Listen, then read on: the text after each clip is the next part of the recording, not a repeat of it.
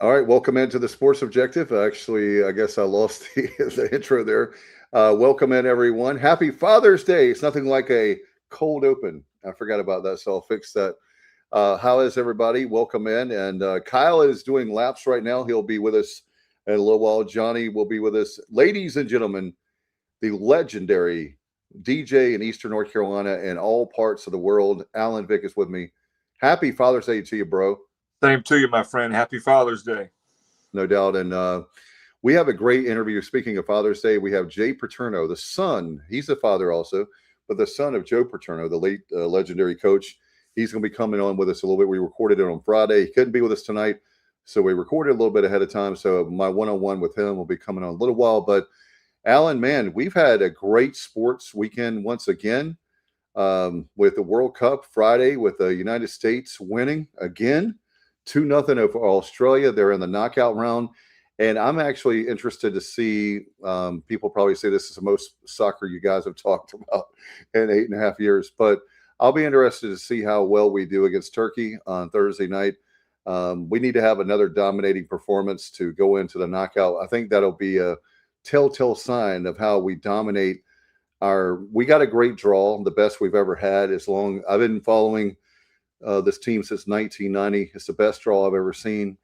And I think we can do really well. Just want to get your take while we have a chance waiting on the fellas, and we might pitch it to the interview here in a few minutes. Well, I did watch the USA the other day beat Australia 2-0, and today I watched more continuous World Cup soccer. My daughter's fiance is from Venezuela, and her father. I met her father. Her father is in the U.S. from Venezuela on a visit, and they love World Cup soccer.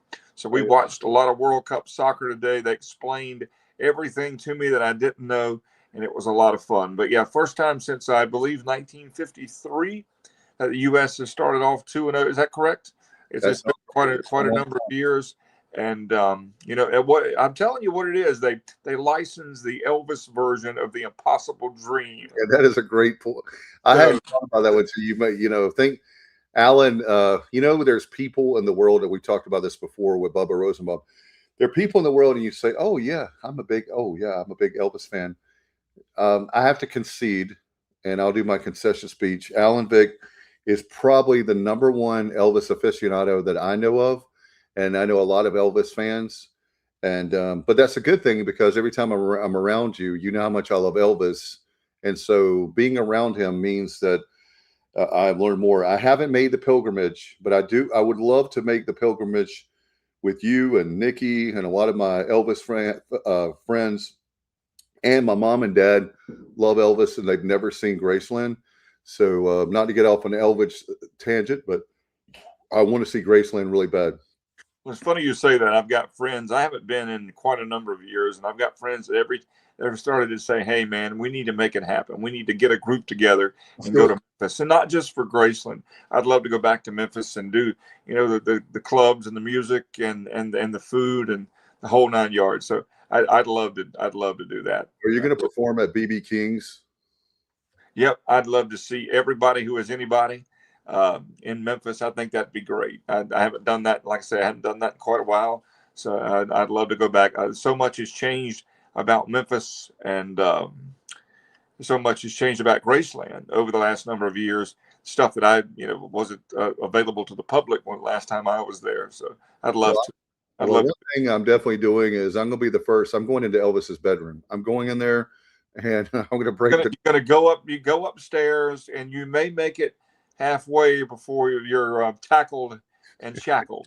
But yeah, I will never. Everybody that without getting on, you do know why they don't allow that, right? I mean, it's not a privacy thing. Well, it is, but it's more so the stairs are not built structurally to handle that kind of crowd going up and down it. It's a private home.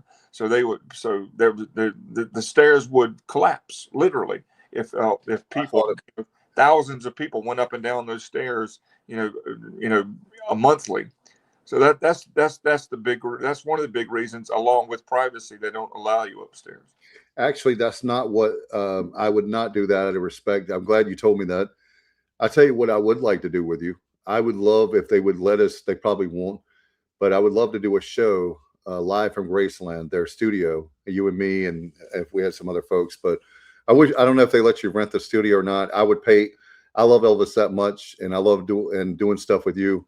That I would love to be able to do that. We could be there on the Elvis channel on Yeah. Sirius XM radio. Yeah, live. Be a special guest host. Yeah, why not? Yeah, I mean that'd be great. That'd be great. Hey, and not this year. Next year will be 50 years, by the way, since Elvis. Well, maybe we should maybe we can make a pact that we can do it next year. Man, there'll be a lot of people, but I would love to do that. Yeah. It's been a long time since I've been. So, while I'm physically able, I'd still love to be able to do that. Absolutely. My kids will be with me. That's a great idea because my kids would be with me that weekend. I know my weekends in advance. Obviously, you do. Yes. In my summer. They're going to be with you August 16th, 2027. So that's good. Yeah. I'm not Rain Man. I'm just smart enough to know the summertime the way that works. Yeah. He says Wildfire says we can rent out Sun Studio. Hey, now that would be yeah. Oh my gosh, you know how much I love. Oh my gosh, I'll be Scotty Moore. You be DJ Fontana, and Wildfire can be Bill Black. There you go. Yeah, that would be great. We would have way too much fun. That's okay because we would leave a mark. I don't know if that's good or bad, but I'll just leave it at that. That we would leave a mark. Literally, there'd be a literal mark. 200 an hour. We can raise that. 200 an hour. 200 an hour. That's pocket change for somebody. I've been around you too long. Guys are getting. We told them we have a link to the studio, guys. So check your emails for our great guys. And Alan, we've got a lot to talk about tonight. Here in a little bit, we'll have our good friend Matt Simmons is going to be joining us. I tell you what I'm excited about. Not only Elvis, as you know, we have Elvis year round. But I'm really excited that 2027 class that we have for ECU football, man, you want to talk about Blake Harrell, and you and I have talked great about Blake Harrell even before he was the head coach. They are absolutely crushing it. And we're going to be talking about the transfer portal. We're going to be talking about the 2027. There's like 4 or 5 home runs they've already hit in this 27 class. And, it's because of the recruiting is about relationships. And just like Alan, you and I have done radio sales for a number of years, more as a side hustle, but it's about building relationships. And this coaching staff has done a great job building relationships with these players. And you know what I would say? You come now to East Carolina being a 4-star, and you won't, most likely, if you put in the work, you won't be sitting on the bench with your talent. Now, if you don't put in the work, you probably won't start. We're not saying that you're automatically going to get the keys to the car, but you are going to have a great opportunity to start. Then if you go to Alabama, Michigan, wherever, Penn State, I love you, Jay. We're having Jay here in a few minutes, but that's a great selling point. Even in the day of NIL we're in now, kids want to be felt like they're important. They want to go play for somebody that they respect. They want to go somewhere where they know that they've got a chance to play if they do the right things, and that's what's going on right now at East Carolina, and that's why the things are going so well recruiting wise and in the portal and different things. Because Blake Harrell, what you get is what you see. There's no BS with Blake. He's a good guy. He's becoming an anomaly in college football. Somebody that doesn't lie to you. He doesn't promise you things that he's not going to try to deliver on. If you do the right things and do things his way and the ECU way, there's a chance that you'll be successful. And you look at the landscape of college football and college athletics in general, and that's not always the case now. That's correct. And we are, I'll tell you what, we're excited about it. We're going to be talking about that. We have a lot of stuff to talk about as for a lot of great news with the Carolina Hurricanes, the parade. Happy birthday to Kim McNeil. Belated, it was yesterday. So coach celebrated a birthday. Happy birthday, coach. And let's bring in our dear friend, Johnny Robertson. I can't hear anything. He can't. Hello, he can't hear nothing. Oh, this is not going to work. All right. Sorry, Johnny. We're trying really hard. All right. Testing 1 2 1 2 1 2. All right, sign out and sign back in if you can read my lips. But anyway, I'll tell you what, Alan, you want to go ahead and go to that Jay Paterno interview? Hey, that'll be great, man. All right, we had a chance to do that. Let's go ahead and bring in the interview with Jay. And we're going to be back on the other side. Stay with us because we've got a lot of transfer portal news. We've got a lot to talk about with baseball, softball. A lot of great stuff's happening at our university. We'll be talking about that, but let's go to that interview right now. All right, with Father's Day weekend, we're very excited to have back with us, I think the second or third time with us, the son of Joe Paterno, Jay Paterno. Jay, it's so great to have you back, and I know we're going to be talking about your dad, and being Father's Day weekend, we'll be talking about that, but so glad to have you back on the show. Good to be back. No doubt. Wanted to talk up to you about one of the things we talk about on the Sports Objective a lot is the craziness of college sports, college football. And I know that you have your book, Blitz, the all-out pressure of college football's new era. And I wanted to ask you, starting out of the gate, what inspired you to write the book? Well, I had written one called Hot Seat, which was just I wrote a book about my dad years ago after he passed. And then I was sitting around telling stories about what I had experienced in college coaching. And this was maybe a year or two after that. A friend of mine said, you ought to write a book about that. And I started to write it. And I said, well, I can't write this with real names and real places and real schools, because then lawyers are going to get involved. And I'm going to have some friends that are in the business that may never talk to me again. So I wrote that as a novel. So what I called nonfiction fiction. So it's really what happens. I just wrote it in novel form.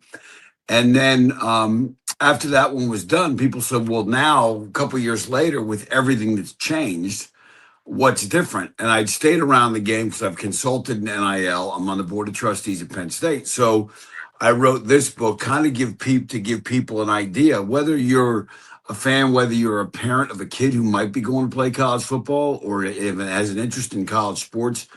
This is it's all true stuff, but it takes you behind the scenes and really can, and because I've written as a novel, I can be really honest about what's going on and tell people how things are going. So that was kind of the idea behind the book. Well, I know that I know it's safe to say that when you and your dad were coaching versus now, can you talk about the differences? Because it seems like just in a short period of time, it hasn't really been, but I guess July 1st will be 5 years of the whole transfer portal, NIL stuff. So what's changed since that time when you and your dad were coaching to now? Well, back then, if you transfer, you'd have to go in, tell the coach you were transferring, and they'd have to sign a release, and you had to sit out a year and all that kind of stuff. And now, kids can jump whenever they want.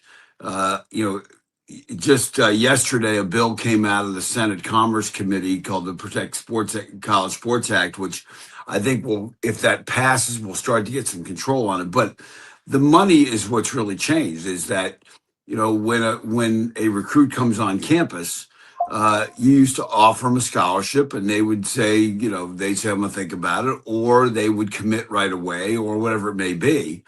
And now it's, well, you have to talk to my agent. And that's not just football. I mean, I know the women's volleyball coach at Penn State, I've known her for a long time. I know the women's soccer coach, you name it, whether it's lacrosse.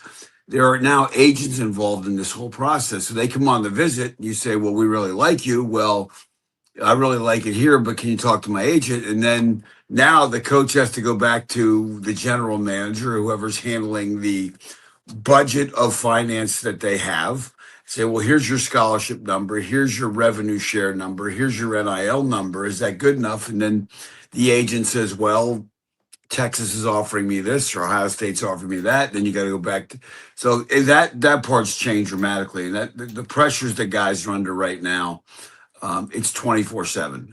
It always has been, but it's even more so now.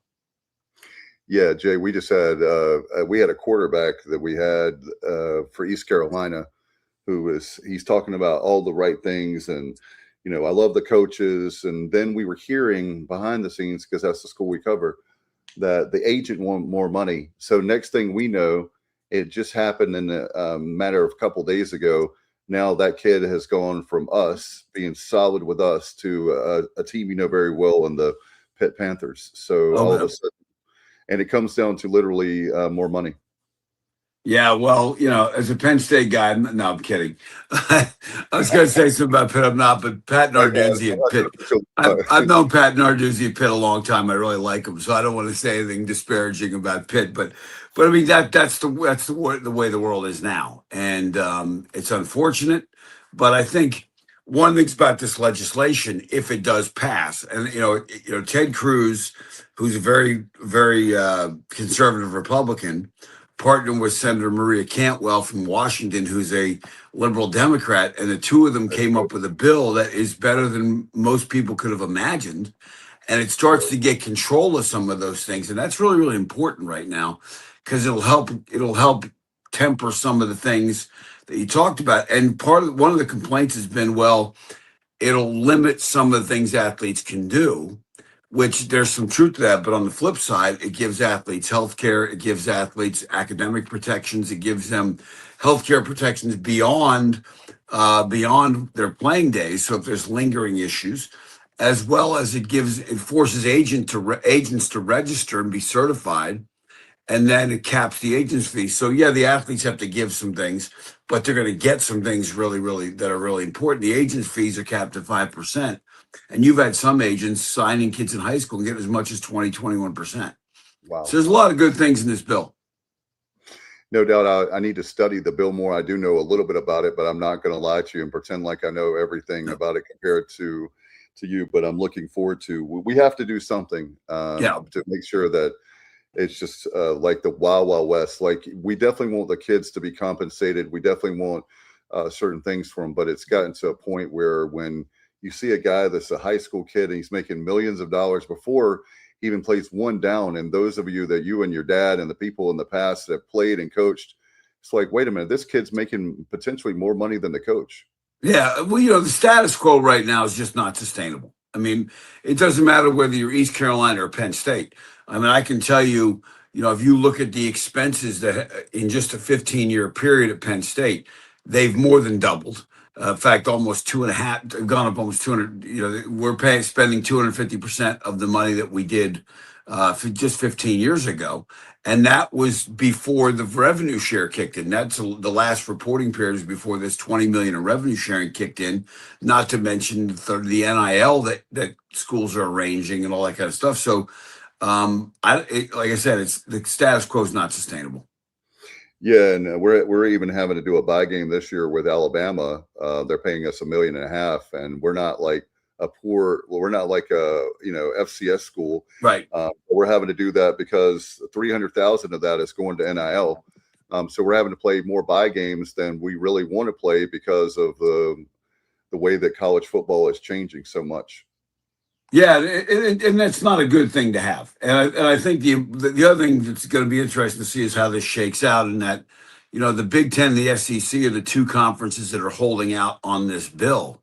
And with a number of, they've got some objections. Some of them are, some of them are a little nitpicky. Some of them are legitimate concerns. But I think the truth of the matter is when you get into a situation like this, and, the Big Ten, the SEC, the NCAA, everybody, they've had 5 years, as you mentioned, they've had 5 years to handle this, and they haven't. So now when you want Congress to get involved, you're not going to get everything you like. Nobody does. And you just have to understand that. And there's going to be some give and take in this bill, however it comes out. But I think it's definitely going to get out of the Senate. But I think it's important for us to understand that people in East Carolina value football every bit as much as people at Penn State. Absolutely. And this bill and what we do in going forward has to respect that.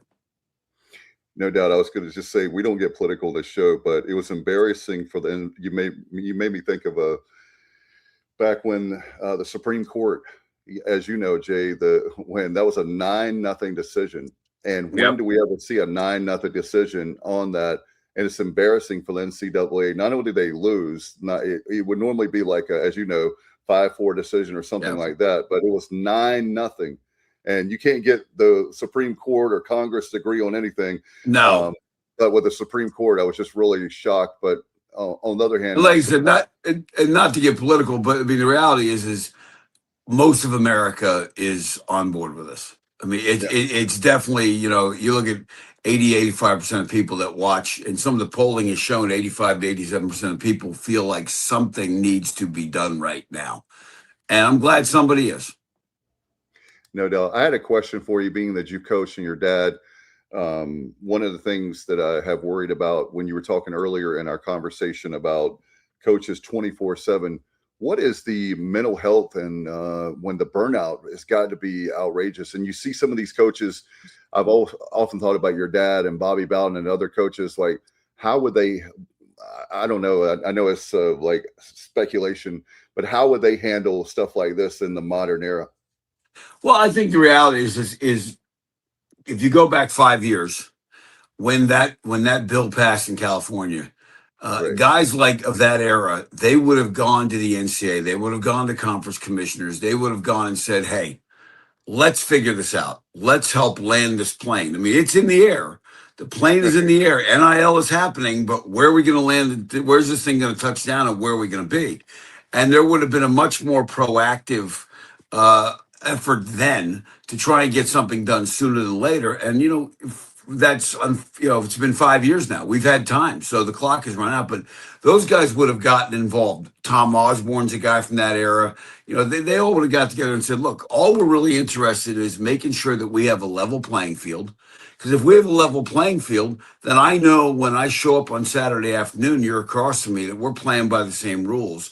And this is going to come down to who can build a better team and coach better on game day." And I think that's the most important thing, is that's how these guys would handle it. Now, as far as the burnout and the constant pressure, I think I can't speak for Bobby Bowden and some of the other guys, but I know Joe really had a really good sense of, as he got older. When he was younger, he was very, very 24/7, but he had an ability to kind of put it away and get himself kind of regrouped or think and go out. He'd walk all over the place. He just, even the summer, he was heading into his 85th birthday, and that summer he was walking 7.5, 8 miles a day, in 80, 90 degree weather. A friend of mine was like, "Are you worried about him?" I said, "Heck no." I said, "You tell him not to go walk around." So I think that was, but while he walked, he would think about other things. He'd read other books, and he'd learn stuff from books about history and that kind of stuff. So he had these other outlets that he would take things from that would help him be a better coach, but also got his mind off, what's 3rd and 8 this week. Obviously, it's Father's Day weekend, and I definitely need to ask you about. I don't think we've asked you a lot in the past, but what was it like growing up being the son of Joe Paterno in that household? Well,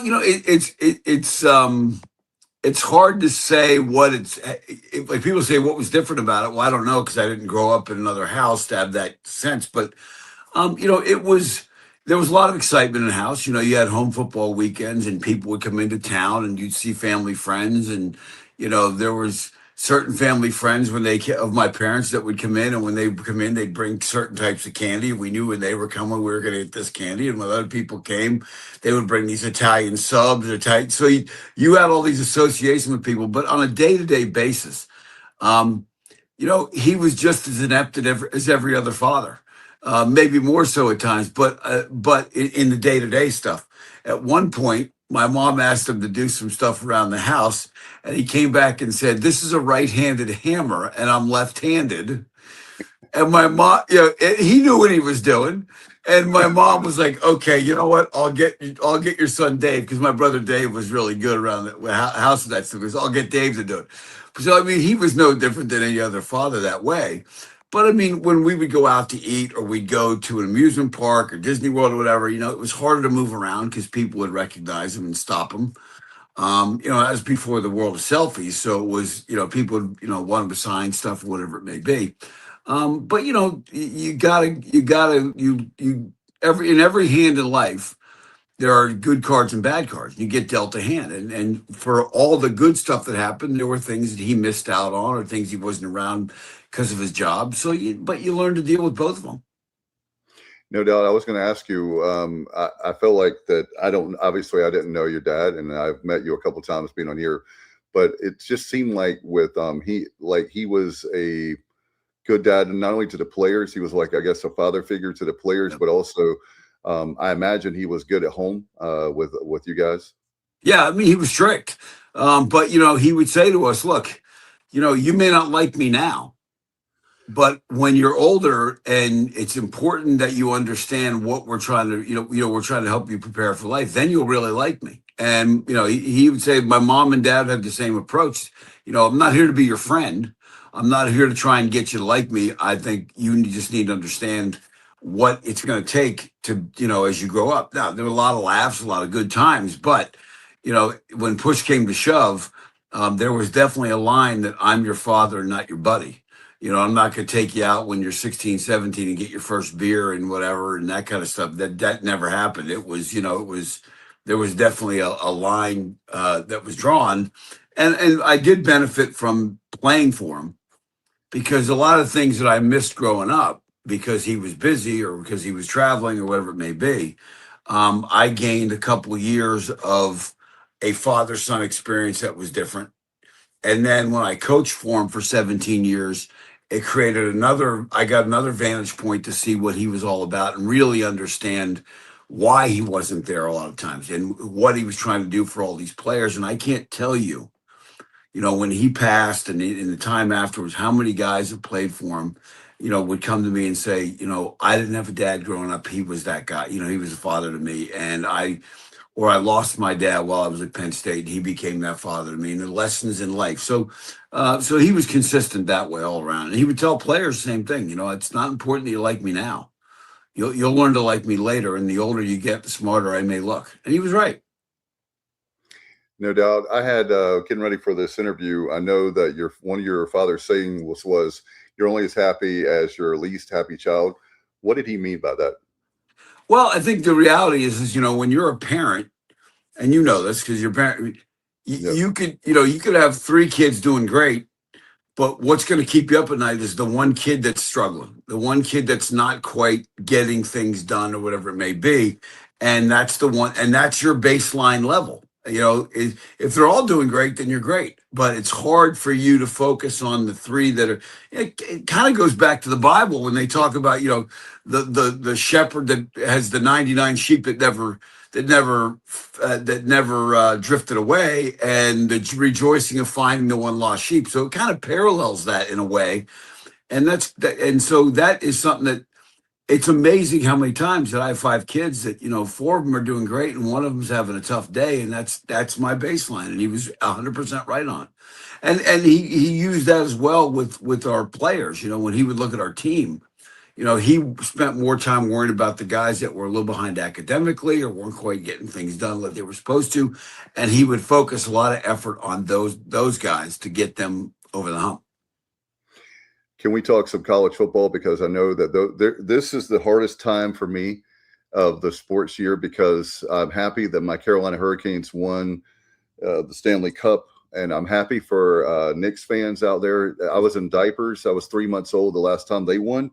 But we do have, I know, the World Cup. But as far as football is concerned, college football, I think it's 79 days. I'm not a mathematician, Jay, forgive me.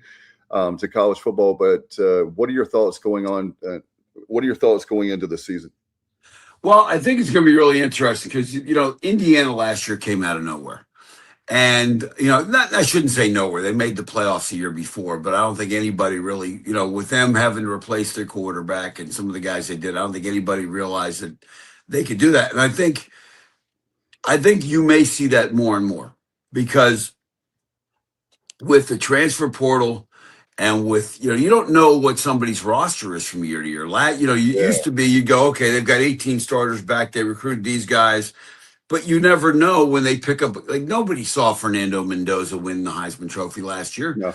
And is there a guy like that out there? I don't know. But I know, look at the Big Ten. Ohio State certainly is loaded with talent. Oregon's got a great quarterback and great talent coming back. Michigan will be better than they were. USC is loading up. We're in a really interesting situation because Matt Campbell came in, and I have tremendous respect for him. Really excited about what he can do, and he's brought a bunch of guys from Iowa State, and so how will they fit in?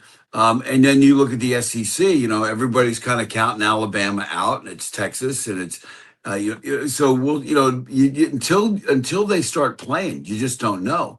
I mean, Penn State started the season last year top 5 and did not look good against 3 non-conference teams and played really well against Oregon, just lost in overtime. And then the rails came off. So you just don't know from year to year. And with, I say this all the time to people in coaching and when I talk leadership and everything, any fool with a checkbook can build a really good roster in college football right now. Okay. But can you build a team? And that's really what it comes down to. And, Indiana didn't go out and spend a boatload of money on a roster, but they built an incredible team. And I think you're looking at which coaches can do that. And then when you have that team in the fourth quarter, those guys don't give up on each other. So it's going to be interesting to see how this goes and how this playoff goes because, no one knows. And, Miami came out of nowhere. SMU is a program in the ACC that's putting a lot of effort and money into it. Virginia Tech has James Franklin, so that'll be interesting. UVA did much better last year than people expected. I think Manny Diaz at Duke is going to do a good job there. The Belichick experiment, I'd never count that guy out either. But who knows? And Clemson, Clemson's not going to stay, middle of the pack forever either. Yeah, we have at East Carolina, by the way, we have the Alabama game. That's the only game that most likely we will be not favored in. We're a 20. I'm not a betting guy. I think it was a 25-point dog right now, but anything can happen. We're going to be at Tuscaloosa. Well, you'll have a great time on that trip. That's worth the road trip. I'll tell Kyle that he doesn't want to go because he's so worried about us losing. I did want to ask you about. Well, look, the fans will be great to you. Okay. The ribs at Dreamland are ridiculous.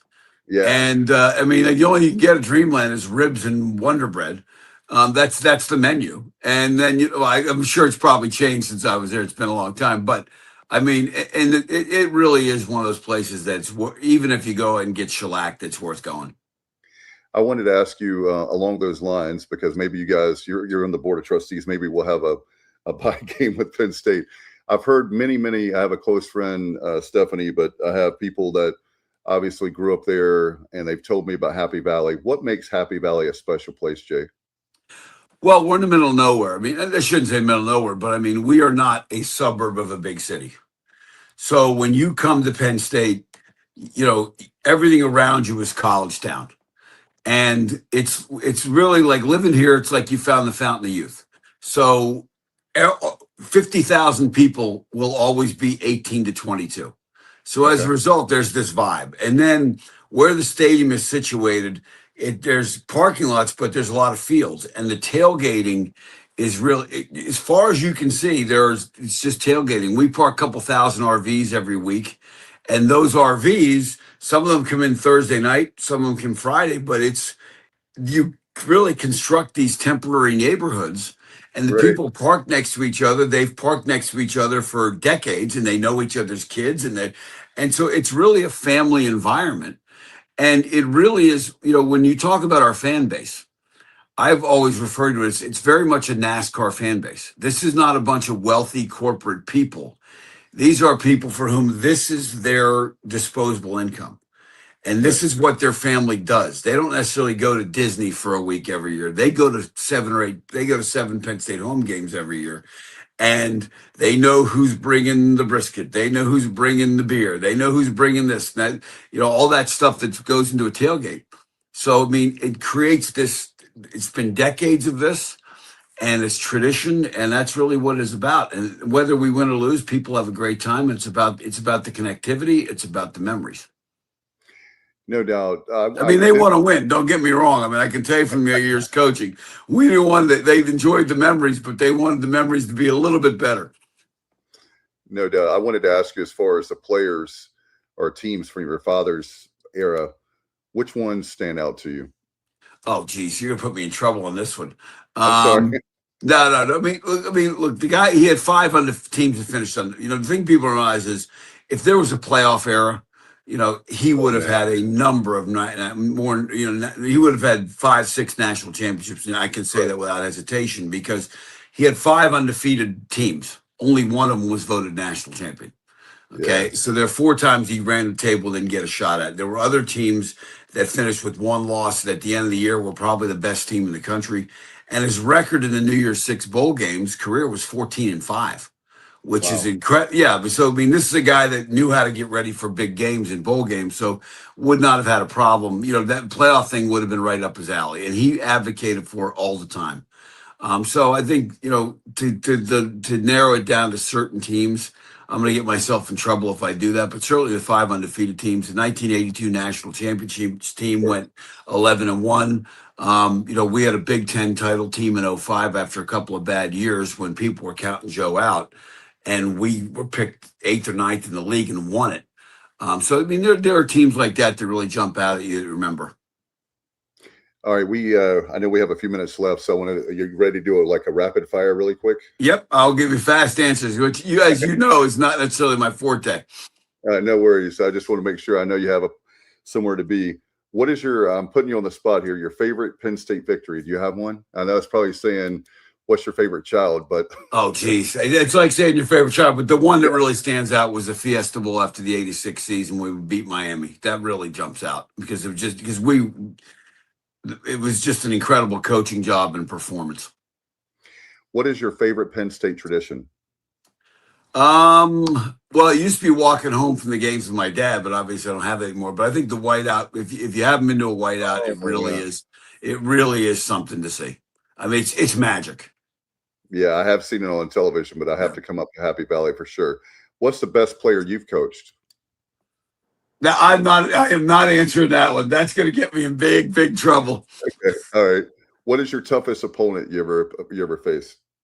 Well, I think Ohio State over the years. I mean, when Jim Tressel was there, you knew. Oh, yeah. I mean, you knew that you knew you had to bring it for that one. I think that was probably. And when you went on the road, that was the loudest place we went. I can see him with a sweater vest on right now. Oh, absolutely. And I love Jim. Jim's a great guy, but you knew you had to bring it. You're one of the college football experts. Who do you think is like the most underrated coach, or a coach that's not on the radar that maybe people should be paying attention to? I'm going to say Matt Campbell. I mean, He just got here. I think at Iowa State, he overachieved. Oh, yes. And there's everybody focuses on the guys like Sarkisian and Ryan Day, and they're all phenomenal. Marcus Freeman, I think, is a great coach. I think Manny Diaz down your way is underrated. I think Greg Schiano, what he's been able to accomplish at Rutgers. I look at guys that are places where they have never won, that get them beyond what they've been. And I know I'm missing some guys when I say that. Dan Lanning, I went out to watch them play Oregon and Ohio State play a couple of years ago and just came away and saw him live here and came away really impressed with what he does. So there's a bunch of guys. What's your favorite vacation spot? Oh, geez, anywhere out west skiing. I mean, I don't want to narrow it down to one, but I'm a big adrenaline guy. I'm not a golfer. It's too slow. And that's not to disrespect the game, but I'm terrible at it and I'll never be good at it, but I can ski. What is the one word that best describes your dad, Joe Paterno? I think integrity. There was never a time where I saw him even tempted to not do the right thing. What's one piece of advice everyone should hear? Oh, geez. Look, I think the biggest thing that I tell my kids that I learned in the various ways from my dad is, look, there's two types of people in the world. There's problem people and there's solution people. Right. And problem people can identify problems and they'll bitch and they groan and that's all they do. And the solution people they can see the problems and then they go fix it. And those are the people that are most valuable. 100%. And be that guy. And before we let you go, when you hear the name, Jay, when you hear the name Paterno, what do you think about not just football, but the lessons you've learned? I think it's some of it goes into really one of my favorite Bible passages. And I'm not a big Bible guy or whatever, but I'm fairly religious here and there. But one of the things I used to hear all the time was, "Whatsoever you do to the least of my brothers, that you do unto me," and that's how my parents kind of lived their life. And there was just this fairness and welcomingness and inclusion. And that's really the thing that I think that my parents have stood for. And hopefully, my siblings and I will continue to carry on. Well, Jay, we've got to let you go, but I did want to say that I want to invite you down to Dowdy-Ficklin Stadium to ECU. I want you to see our experience, and then I'm going to do the same thing. I'm definitely coming up in the next year or two. I'm definitely coming up to Happy Valley because it's been on my bucket list for a long time because of your dad. I had a lot of admiration and respect for your dad over the years watching college football on the television as a young kid and teenager and adult. So I look forward to going up there as well. Appreciate it. I got to get down and get some East Carolina barbecue from down your way. No doubt about it. We'll take good care of you when you come down for sure. Thank you so much for coming on, and happy Father's Day to you. Hey, same to you. Thanks.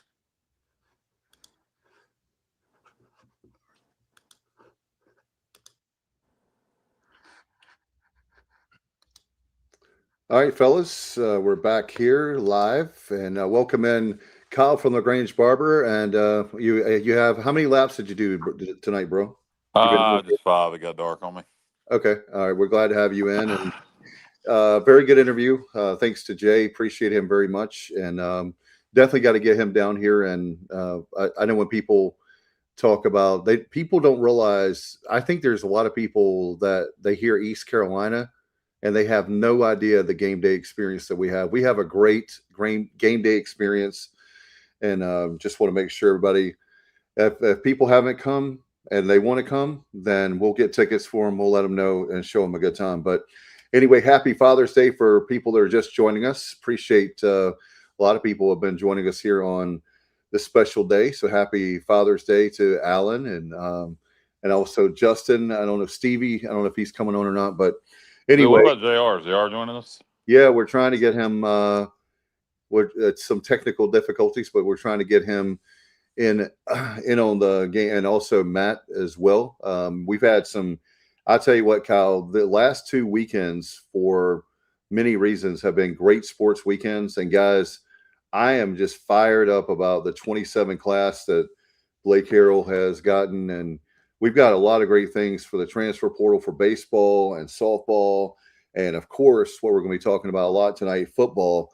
And I mean, when you look at Blake Harrell, and Kyle, we talked about it before he was even a coach, the head coach. We talked about one day he would be a head coach, and I believe he's 14-5 as the East Carolina head football coach. Yeah, and by the way, check the text messages, Dave. Okay. Blake's done a great job, 14-5. I haven't been following recruiting closely. Apparently, we picked up a commit today that was a big deal. Yep. I'm a little behind on that. Been a busy day. But yeah, Blake's 14-5, as you mentioned. We all know that. He has done a hell of a job going in here to, second full season. I look at it as year 3, but year 2.5, whatever. He's done a great job, and I think will continue to do a good job. He's got like a lot of coaches, he's got a tall task on offense with the whole that side of the ball being rebuilt. But I think he's got a good culture in place. Defense is certainly going to be good.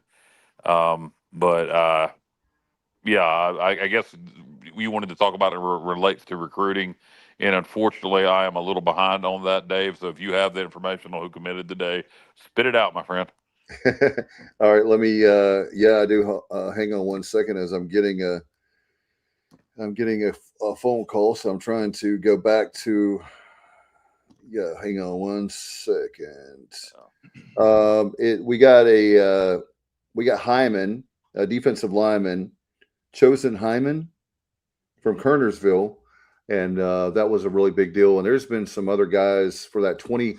I don't know what it is. Yeah, I'll have to look. Apparently, he's highly rated defensive lineman, so I'll have to check him out on 24/7 and get some more information on him. But we signed a lot of guys early, and some of our fans were concerned about them not being rated or not ranked highly. Some of the guys on 24/7, but it's early still. A lot of those guys, a lot of rating still yet to be done. No doubt. And guess what? At the end of the day, those ratings, the star ratings, are great for us to talk about in the media and the fans. But how are they going to perform? Mason Garcia was a 4-star. Okay, so it doesn't matter. We can have a 2-star, 3-star, 4-star.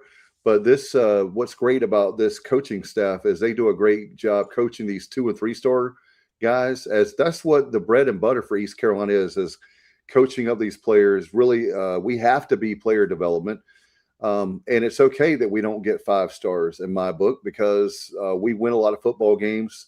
We guys are 2- and 3-star. Some of the 4 stars are coming now to us. Holton was a 4-star, when he committed to East Carolina, he became a 3-star, which was BS, but that's a whole nother show, as they say. Yeah, that's a reoccurring problem. If you commit to a so-called Group of 5, now Group of 6 school, your stock kind of drops in the star ratings. That's nothing new. Let's bring in Johnny Stats Robertson. JR, what's up, brother? Hey, fellas. I'm going to do my best to hang in here. Power outages in Virginia, and I'm on a phone that, I mean, Bubba does it all the time. I'm going to try, see what happens. But yeah.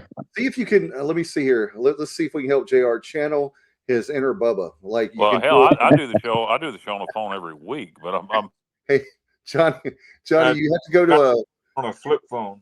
I was getting ready to say you have to do it from the Chick-fil-A drive-through, but they're not open today. But wherever else Bubba goes and he's driving, and all of a sudden, hold on, guys, I'll be right back. I'm in the drive-through. So. I don't know if you guys could hear me or not. I don't think you could. But I do the show from my phone every week. I'm just always sitting in the same spot, and I have power. And he actually holds his hand up like an antenna, right, Kyle? Oh, hold on. No, I don't normally have to do that. Okay. Hey, Dave. Yeah. Boy, talk about a crazy beginning. I'm going to log out and log back in. All right, no worries. We'll be right here. Apologies. That's okay. We saved a chair for you. We got a chair for you. I appreciate it. At the bar. And Alan, what are your thoughts on, you've been, you and I have followed the program a long time as well. What were your thoughts on seeing this from not only the transfer portal, but this signing early for the 27 class is looking really, really good. I know that it's fodder. I don't put a lot of stock into the star system, 4 stars, 3 stars, whatever. I think you get good kids with good athletic ability. You try to get good human beings that are going to be good to the community and do well in the classroom. And then you develop them from there. So it's nice to get a 4-star or 5-star every once in a while, something to talk about. But to me, it doesn't really matter. It doesn't really matter. Yeah, I tend to agree. I mean, what we seem to be doing this year with the recruiting and a lot of the early signings have a lot of speed. They have a lot of speed and a lot of vertical leaping ability, stuff like that. So they're guys that you can develop. They could be guys that are not going to play at the chosen position you're bringing them in as. It seems like we're going after the best athletes we can. And, I said the same thing the other day, Kyle. Couldn't agree more. In fact, and that used to be Logan's recruiting strategy. Get the best athlete you can, then figure out where you can play. Let's go back and look at the history, if we could, of this kid was this star and rated here. And I think if you go back and look at that, you'll see that really is not important at all.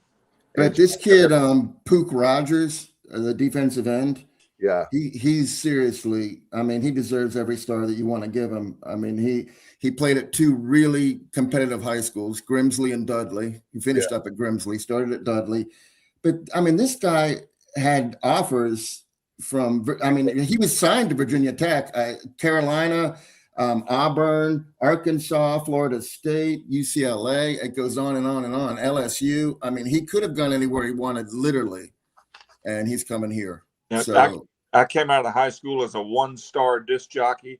I'm now a 1.5-star, and look at the career I've had over the. What, you only give 1.5 stars? 1.5 stars now. No.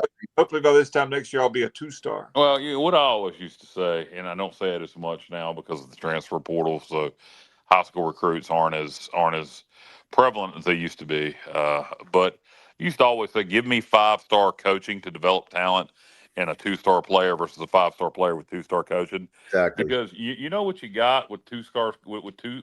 You know what you got with 2-star. Now, let me try this one more time. You know what you got with a 2-star coaching staff that signs 5-star talent out of high school by the time they're senior years. 5-star high school talent. No, by the time they're seniors in college. Yeah, and if coaches can't develop them, it doesn't matter, and that isn't as important as it used to be. I think it is for our defensive line. We still seem to do that the old school way, and that's a lot of the guys we're signing as defensive linemen. But I'd really like for us to be able to get to that point with the offensive line. If you get to the point where you develop your own linemen on both sides of the ball, and then you rely on the portal for skill positions only, boy, you'd be farting through silk. Hey, I tell you what, Johnny, I got to give you credit, Johnny, because when Kyle was talking about speed, you remember you and I were talking about at last media day. And I tell you what, by the way, all these guys were at media day on the screen. Those listening, all of us talking that you can hear. Yeah. But Johnny, you were talking about that with one of the coaches, I think lives near you, one of the coaches, and you talked about the speed. And, hey, Yeah. as Coach Harold Robinson used to say, you can't coach speed. No. Just like you can't coach a 100-mile-an-hour fastball for a pitcher. Right. I mean, you can rein them in, teach them how to throw strikes more effectively, but same thing with speed. Yeah, you can't teach it. Hey, another thing I like is we got a lot of in-state guys. I mean, even someone from Aiden-Grifton. We got a safety from Aiden-Grifton. I mean, we got a linebacker from Lake Norman. Talking about in-state, a kid from Jack Britt, the tight end. So, I mean, we're getting back to recruiting North Carolina. And I got to think, how many kids have committed so far, JR?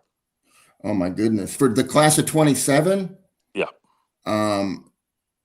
At least 14, maybe more by now. I can't imagine we're going to sign him anymore. I can't imagine that we sign any more than, say, 17 or 18 high school kids. Well, I know that there's a recruiting, there's going to be further visits. By the way, all these kids are coming here and then signing, and it seems like every recruit ends up at Sup Dogs at some point. So, I mean, Brett is single-handedly, getting us a good team. I don't know. He's impressing these kids. Somebody is, because it seems like they're always at Sup Dogs, and we have a really good rate lately of signing visits. So maybe it's the waitresses. It could be, Kyle. It could be. Five-star recruits. You let Kyle Barber be the recruiting coordinator for the weekends. I'm telling you, as many 5-star recruits as we can. Yeah, I'm always, they still. I know in the SEC schools they used to have female hosts. That's correct for a lot of the guys when they came in for for recruiting visits. I've always thought that was a good idea. I had lost my train of thought there, guys. I don't know. Back to the high school recruits. I don't know how many we really can realistically sign.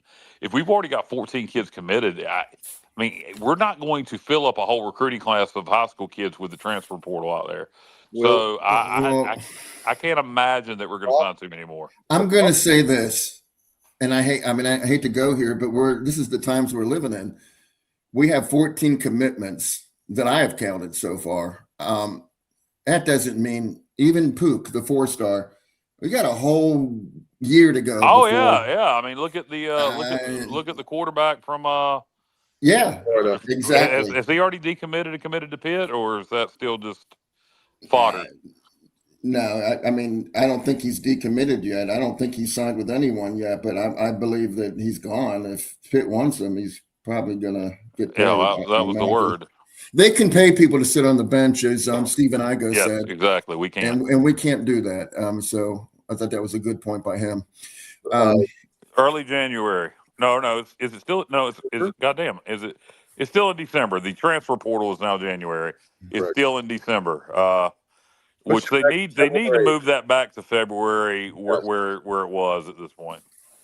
Yeah, I don't know about you guys, but that signing day was like right after the Super Bowl, and it was great because you have the Super Bowl and you're going, oh man, we don't have. Well, you just got too much going on with bowl games, playoff, people getting fired and getting hired.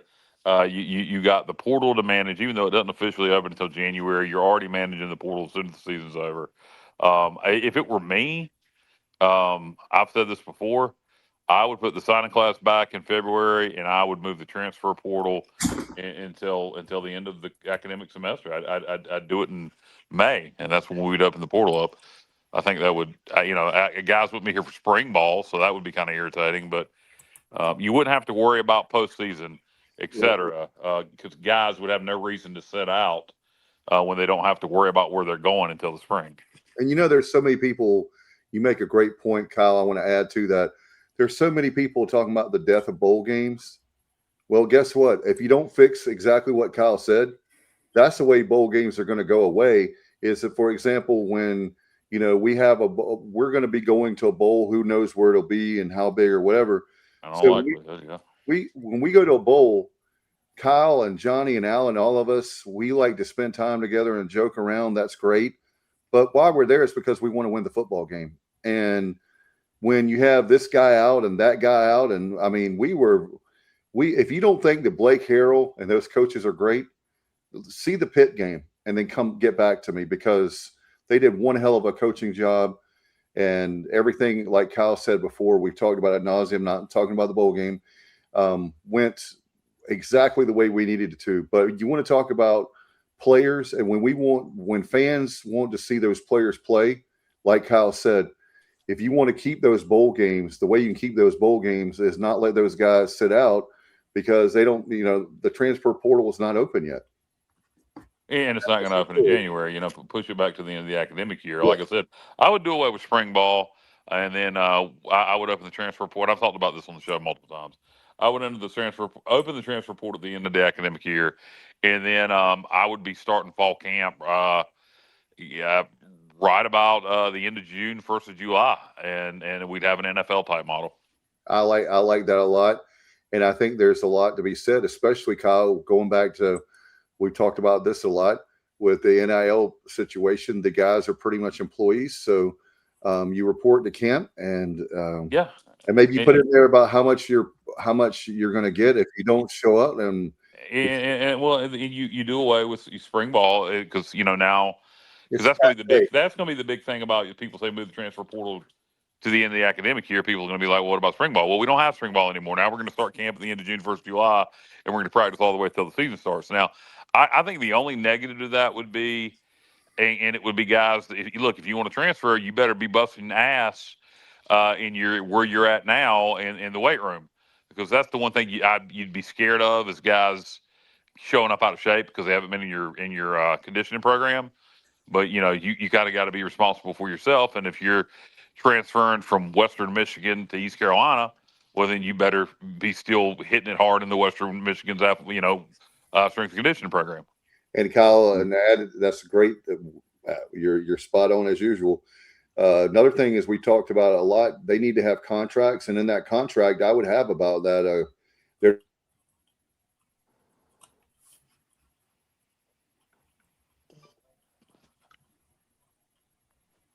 you freeze, Dave?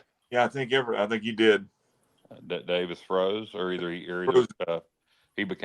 might have died. I don't know, one of the other. There you go. But that was a temporary freeze. Yeah, I'm back. But anyway, Kyle, what I was saying is, I don't know if y'all heard me about having contracts, and in that contract that you would have about basically how the season's going to work, and one of the clauses you would have in there, not only about NIL, but you would also have about keeping your body in shape. They do that on television all the time. That's why anchors, as Alan can tell you, that's why the anchors don't all of a sudden gain 50 to 100 pounds. No offense, but they have stuff there in their contract about whether it's legal or not. They do. And Alan can tell you there's so much stuff that goes on broadcasting wise. It's probably not legal if the lawyers only knew. But I would definitely have contracts. And you brought up a whole bunch of great points tonight, Kyle, that I would have in there. Well, also, Dave, the NCAA really can't enforce any of its laws because they don't have collective bargaining. They don't have any ability to enforce their laws. And that's why it gets maddening when these players are trying to get an extra year of eligibility. Some, get to play another year, others can't. And, the whole thing with Brendan Sorsby, he found a judge and he overruled the NCAA. And I don't know. They need to have rules that can be enforced. But then again, Kyle, we know that the NCAA doesn't always make good rules. So no, it's like, and I'll quote Gilbert here on this one, even though listen to that interview you did with Ellerby last week. Some of it was good. Some of it still just, makes me question sometimes his passion, but for lack of a better term. But one thing that he did say, and I agree with him, this is not sustainable, and he doesn't just mean for East Carolina. He means Right. for most colleges. Like he said, in passing, he said they're, the ones who can do what they want. And there's only so many of those.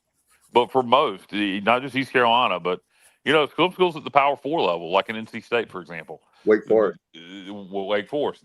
This is and they may have some deep pockets with some big donors, but overall, this is not sustainable for most schools. Something is going to have to change, and it will. At what point, I don't know. But you're going to have some rules in place. And I do think there's a handful that want it to be the Wild West. And I think, those schools are going to end up breaking away. And I think it'll be, 40 to 50. And the rest of us are going to end up playing college sports. Because at some point, people are just going to have to admit that this is just not a sustainable model. I mean, it's not. And I like it. And I will give Gilbert credit where credit's due, to transition into that conversation if y'all want. Okay. He talked about being creative in ways to create revenue, and I do like that. Credit where credit's due. He talked about we're going to have concerts coming up in the future. He said it would be a handful a year. He said we need to, he mentioned a rodeo, and I was thinking, where the heck, we're going to have a rodeo at Dowdy Ficklin? What? I don't know if you guys caught that or not, but Yeah, this is the way you have to look at it. Okay. That arena that we have at Williams Arena is awesome. It seats 8,000, and with Dowdy Ficklin, it's over 51,000. Where the hell are we having a rodeo? You can have a rodeo. Yeah, you could absolutely. You could have it in Williams Arena. No, there's not a dirt floor. No, I'm talking about with Dowdy Ficklin. But they have indoor. Yeah, they do. They do. Bob Martin Ag Center, but it's a dirt floor. Yeah. Yeah. Yeah, it is kind of small too. It's not going to work. Williams and Arena. The football stadium is too big. Even for the PBR. I mean, I don't know why. I don't know why he said rodeo. I'm curious if that's just something we're really looking at, or if that's just something he just blurted out. PBR, but that would be great if we could do something like that. But I will say, one thing that I wanted to let you guys know, and I know you don't care anything about soccer, but check this out. Let's say, hypothetically speaking, you don't know where I'm going, but I'll make it tie in. You understand? Let's say that we want to have they have.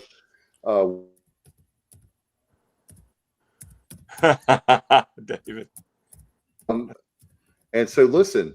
So guess why we can never have it? Not because the fans don't want it, because we don't have a big enough airport. Have what? For just a second. Oh, sorry. So I was saying that one of the things in the summertime that would be great for soccer fans is to have Premier League, but we can't have it because we don't have a big enough airport. We talk about all the time, but that's one of the reasons. You think English Premier League would draw in Greenville? Yes, I do. There are people that will travel, and that's another revenue source. And maybe y'all don't like it, but from the standpoint, but we won't be able to. I'm gonna disagree on that. I don't think English Premier League is going to draw. First of all, do they play many English Premier League games in the States? They play them in the bigger cities. However, it's because of the airports. That's what we are lacking right now. I don't even know if it would draw in Raleigh. It does. That would be a good test market. Yeah, they do have it in Chapel Hill and Raleigh for sure. But anyway, I just thought y'all would like to hear that. That's an event that we could have, but we can't because we don't have the airport that we desperately need. That's something we talk about a lot. Monster trucks. We could do that. Monster trucks. I would. Look, there's 365 days in a year, and if there wants to be tractor pulls, whatever, and they pay their money, then God bless them, because there's a lot of people that would. Here's one that Justin. How do you feel about this, Kyle? Stock car racing. That would be interesting. Where, Dave? Yeah, where? That's a good question. I mean, there's no way it would be, not that NASCAR. You'd have to put in all kinds of stuff. There's not a racetrack. That requires a racetrack. Well, the dirt, maybe make it a dirt. And walls and safety equipment. Oh, yeah. I mean, it would cost a lot of money for that to happen. Hey, what and- if we have downhill slalom? We don't have any hills or snow. That doesn't matter. We'll bring it in, JR. The people have the money and they want to rent it out. I mean, Midget wrestling. We'll do it. Oh, they just did midget wrestling at the Wood Ducks place. And it didn't, and Bird Dogs rather, it didn't go so well. No, but realistically, concerts. Maybe you could do a rodeo somewhere. Professional wrestling, UFC. Those are events that you could realistically have, and we have had. I maybe stand-up comedy. You get a big-time stand-up comedian. Is that ever, at Williams Arena, have we ever had a big-time stand-up comedian there? That would be interesting to see how that would draw. Can you think of anything, Alan? No, we've had some stand-up comedy at East Carolina through the years, but Oh yeah, I mean Jeff Confer. No, they have had. Wait a minute. They have had. Not at. Well, yeah, I know. Chris Rock performed in the '90s, and I think it was the Wright Auditorium. I mean, Bill Cosby performed at Wright Auditorium and then raped a co-ed afterward. Sorry, I should have made that joke, but I had to. But when Ruffin was here, so I'm talking about like a big comedy act. Like, what is the gentleman's name? Matt something. I think he was in Raleigh not long ago. He does crowd interaction comedy. Somebody like him, he's extremely popular right now.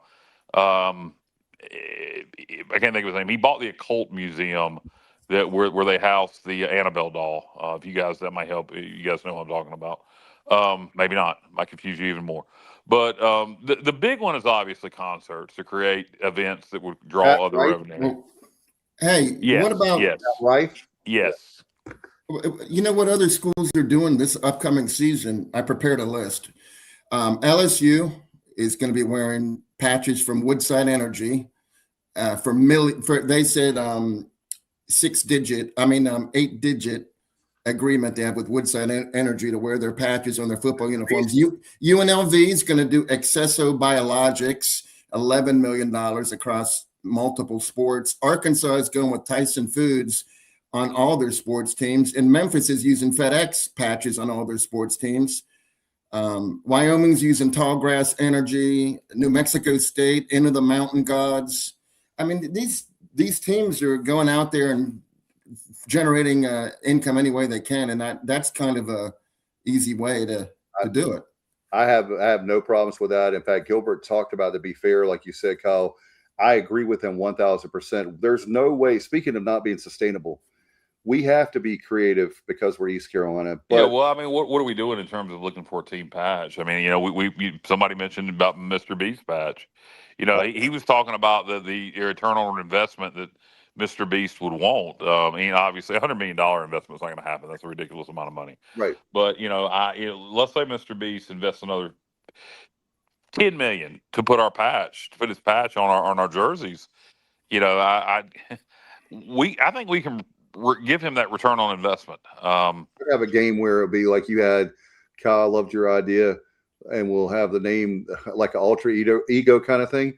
Play one home game where we're Beast Carolina, and sure. Alternate unis, Yeah. I mean, there's all kinds of things. Game, although aren't his colors like pink and blue? They are. That'd be fine. I don't care. Yeah, That'd be fine for one probably game. sell a lot of jerseys. Yeah, That'd be fine for one game. I mean, Sorry, Kyle. Go ahead. No, if it's one game and you're going to make a lot of money off of it, and there's other, who else is out there? There are other, companies. If New Mexico friggin' State and their branding rights for their jersey probably was not very expensive, but if they're getting somebody to put their logo on New Mexico State, yeah, and Louisiana Monroe is going to have Samaritan's Purse, which is a nonprofit. So I'm not sure how much they're generating there. But well, I can tell you, Jr. Nonprofits aren't, and I don't know, maybe you know a lot about nonprofits. I don't know. Oh yeah, I mean like tunnels to towers, places like that where the CEOs are making a lot of money and there's a lot of revenues generated. I understand Well, that, I know I can't but say. Samaritan's Purse is a little different. I'm gonna have to be very vague on this. Okay. And I'm gonna have to be extremely vague. I know of a nonprofit, and I'm gonna try not to get myself in trouble here. I know of a nonprofit that gave a substantial amount of money to something else in the community, and I mean, when I say substantial amount, I mean over $1 million. That you'd be shocked, and I can tell you off the air. I can't talk about it on the air, and I probably said more than I should have on the air. But nonprofits have more money to play with than what you realize, because it's got to go somewhere. You know, it's got to go somewhere. It's got to be reinvested. And if I don't know where Samaritan's Purse is located, but in an investment in your community for the betterment of your community, like to a university, it is all part of your taxable. It's all part of that whole nonprofit picture. So you may be surprised, and I'll like I said, I can talk about it more off there. It's in Blowing Rock, Kyle. Oh, is Blowing it? Rock is in Samaritan's Purse is in Blowing Rock. Yeah, it's Franklin Graham, Billy Yeah. Graham. I didn't know it was in Yeah, Blowing okay. Well, Rock, that's a though. multi-million-dollar organization, and that is interesting that they're going with Monroe and not App State. That's what I was getting ready. You beat me to it when I saw Blowing Rock. I knew it was Yeah, North Carolina. I just didn't know the town. yeah. Look up what the CEO of that makes, and look at what Franklin Graham's net worth is.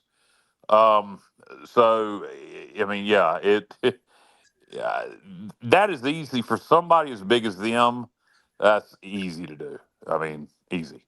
Yeah, we got to think of Uniforms can be I like, want to throw this in there. A lot of people love to hate Texas. I'm not a fan of Texas myself, but they feel like their uniforms are so sacred, and they love money as much as anybody. They refuse to be in this game, this venture. They're not participating. They don't want to hear from anybody. They're not putting any patches on their That's uniform. because they don't have to. I'll tell you what. I know y'all say that, but I'll tell you one thing: when they get their tails beat time and time and time again, and they're the Oklahomas of the world, and the Oklahoma ain't gonna ever have more money than Texas. They have a lot. They do, but I'm just saying. My point is, they can raise a boatload of money. I can't believe they wouldn't put. There's absolutely nothing wrong with putting a patch on. They don't have to. Texas, Yeah, Texas, they don't want to. They ain't got to. Texas has got more money than God. They don't need it. as far as I'm concerned, the uniforms can look like NASCAR race cars with all the associate sponsors and whatever, as long as they're paying the money. I could, I think you want to limit it, Alan. I think if it gets to be too much, it's going to turn a lot of people off. I would love our halftime speech to be, I'd like to thank the so-and-so organization for. And now there's an idea. Sell the halftime show. You got a captive audience, except folks that want to go get a soda pop and take a piss. You got a captive audience of 40 to 50,000 people. Sell the halftime show. Let somebody get out there and do a 20-minute infomercial. What about the band? When are they going to perform at the beginning and then let? Who gives a damn? We're talking to you. We're talking about putting uniforms, making them look like NASCAR outfits. At this point, does it matter about the band? I mean, have the band play at the beginning, and don't do it every game. But why not sell the halftime show? I'd like to about Mr. Beast. I'm Joe Blow, and I'd like to talk to you 50,000 people about Medicaid. Yeah, I mean, whatever. Carolina windows and doors. That's right. We're going to give away the next. Mr. Beast, he's giving away like these big amounts of money. No, I'm serious. I'm serious. I think selling the halftime show for a game or two is something you could realistically do. And how about whenever we had, I know that it was just by happenstance because of a canceled concert and all that. But man, when we had Parmalee at the homecoming a few years ago, that was rock solid. I loved that. Yeah, but that doesn't generate any revenue. No, but it was fun. It was great. I'm just talking about, say that there's some kind of concert or there's some kind of event coming up or whatever, or just like we were talking about Mr. B, something that would be fun that you would have, and they pay the money, just like Super Bowl doesn't pay the artist one dime. They don't pay them one dime. In fact, that they may even charge them now because they have a big tour coming up, and so I'm just saying, is there anything like that, or anything you can, when Gilbert was talking about being creative and think outside the box, I'm like, yes, please. So yeah, let's hit up the timeshare folks in Myrtle Beach and just get them to do a seminar for 20 minutes at halftime. I'm telling you, there's. What would they pay for that? Yeah, and by the way, Alan, next week could do a talk on how to get you out of your timeshare. There you go. Yeah, that's exactly right. You sign up this week, and we take the money from the people. I've never understood the concept of timeshare. You know what a timeshare to me is? Get a hotel room. I mean, why would you get a timeshare? It's the stupidest thing in the world. I mean, you don't own it. And you literally, for the amount of money you spend on a freaking timeshare, you can just get hotels at different places. To me, it's like leasing a car. I never have understood that. I get leasing a car. That comes with some advantages, but Kyle, I agree. A timeshare, and you have to pay for maintenance, and they could go up, and they don't even have to. You have no choice. You have to pay it. Yeah, it's idiotic. And I'll tell you about why leasing a car, Alan. There are people like me. There are psychopaths that will trade cars on a whim when they see something they think looks cool. Okay. And so for someone in a lease, now I'm going to get out of this car in 2 years. I'm going to get out of this car in 3 years. I would have been way better off for the amount of times we've traded if we'd have just been leasing. And we're thinking about trading now. So, I mean, I don't keep anything longer than really 3 years normally because I always want something else. By the way, there are definitely advantages to leasing. By the way, Kyle, our crack research team still serving me well. Our crack research team, you ask Kyle, and it's going to be. I didn't know we were researching crack. Yeah, no, not crack, but Samaritan's Purse is worth. Guess how much do you think a Samaritan's Purse? Do you have a idea? I'm going to guess 200 million. 2.5 billion. 2.5 billion. There you go. But man, they do good things. Like they do. I'm just saying. No, I know. But they What does their CEO make a year? Would that be Franklin Graham, or is it? I don't know. I mean, what did he make before? Just look up Samaritan's Purse CEO annual salary. I'm doing that. Yeah, a lot of these nonprofits, even if they do good work, I mean, it's boy. I'm curious to know how they ended up with Louisiana Monroe versus App State or even Charlotte. There has to be a reason behind that. Yeah, I don't. That's one thing. Maybe that's what it was. Maybe they were being good Samaritans and giving to the worst FBS program in the country. Well, thankfully, that's not us. Yeah, it came down between ULM and UMass. Oh, okay. All right, here you go. Philip's asking. There's about country music concerts at Clemson, Texas Tech. He thinks it would be cool to have a cool or classic rock, something like that would be awesome. Yeah, I think that's coming. Gilbert alluded to that there would be a handful of concerts every year that we're talking. It sounds like we're probably pretty close to finding a deal with the promoter, and I think that's coming. As much as I hate to say it, we got screwed by a lot of independent promoters, and that's why before Gilbert got here in 2017, with that Blake Shelton didn't even come because they didn't have the money to pay him. Anyway, how about this from Matt, Kyle? Yeah. Halftime show brought to you by Ice-T's car warranty BS. Yeah. Car. Is that Car Shield? Yeah, Car Shield. Yeah, Car Shield. Yeah. Hey, I don't look. I know it sounds like I'm a whore, but a money whore. But if they are willing to pay the money and knowing that Kyle, Flip that. What's that? Go ahead. Clip.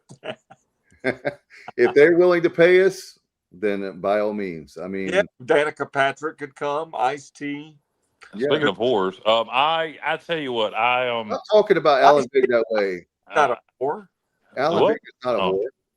I didn't say it was, but I don't know. I do think realistically, I mean, you could sell the halftime show. JR, do you think I'm crazy on that? No, that's a good idea. No. Okay. All right. Just making sure. Look, I mean, think about it. Well, I think you're crazy, but not because of that, though. That's good. That's all right. I'm ignorant. I'm ignorant to this, and you guys are much smarter. Do we have a person that is in the athletic department that is dedicated strictly to promotions and things like that? We have a promotions department, yes. Okay, we do. I mean, like that goes out and hunts for things like that. Oh, Yeah, I think the don't problem know. I don't know. here's the That's deal. not promotions. What you're talking about is recruitment. Here's I don't know. That's a good question. As apparently somebody is doing it. Maybe Gilbert himself. Here's the problem we have right now. Okay, I'm just gonna be straight up honest. Gilbert's doing a great job financially. We all know that, and I'm not going down the path y'all think I normally am. The problem is we do need quality people. The athletic, as far as if you take outside of coaches, there's not a lot of people that work there. Even Gilbert, he even talked about that. And I get that we can't have a whole bunch of middle management and all that. I'm not saying have 5 million employees. Don't get me wrong, but social media, we're doing a pretty good job on, but also Kyle, with the promotions with football, basketball, baseball, any sport that we have, we need to be killing it on promotions. And that's one thing that I'm not going to take a lot of time or ramble on about it, but it's something I've been frustrated about for many years, is that we don't have, it comes down to be fair to the people. It's not the people we have. The people we have do a great job. We just don't have enough people.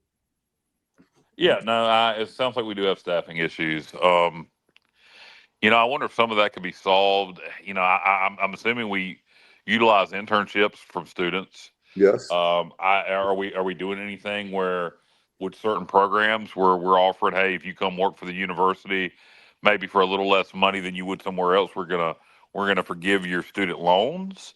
I mean, there's creative ways we could probably take care of that problem. I hadn't thought about that's a good idea. I hadn't thought about that. I know that, like I said, Jack Powers used to be on the football team. He's in the Pirate Club. We desperately need that. I'll tell you, I think as far as some stuff with the Pirate Club, I think if you ask some members, I think there could be some folks that would volunteer to do some things. That's not internal big time athletic stuff, but in terms of contacting people, making phone calls, making sure people renew, that kind of stuff, I think there's a lot of Pirate Club members that would volunteer to do that.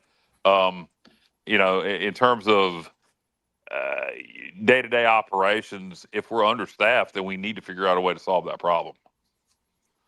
Yeah, I mean, I think it's one of those things. It's like the cliche cutting off your. We had a what's great about Gilbert, the financial piece, right? So I give him props. I'm not trying to say give away the family farm, because the previous athletic director we had, he was just spending like nobody's business. So there has to be some kind of, I guess what I'm trying to say, between Comfer and Gilbert, there has to be some kind of happy medium, because we've gone from one extreme where we're spending way too much money.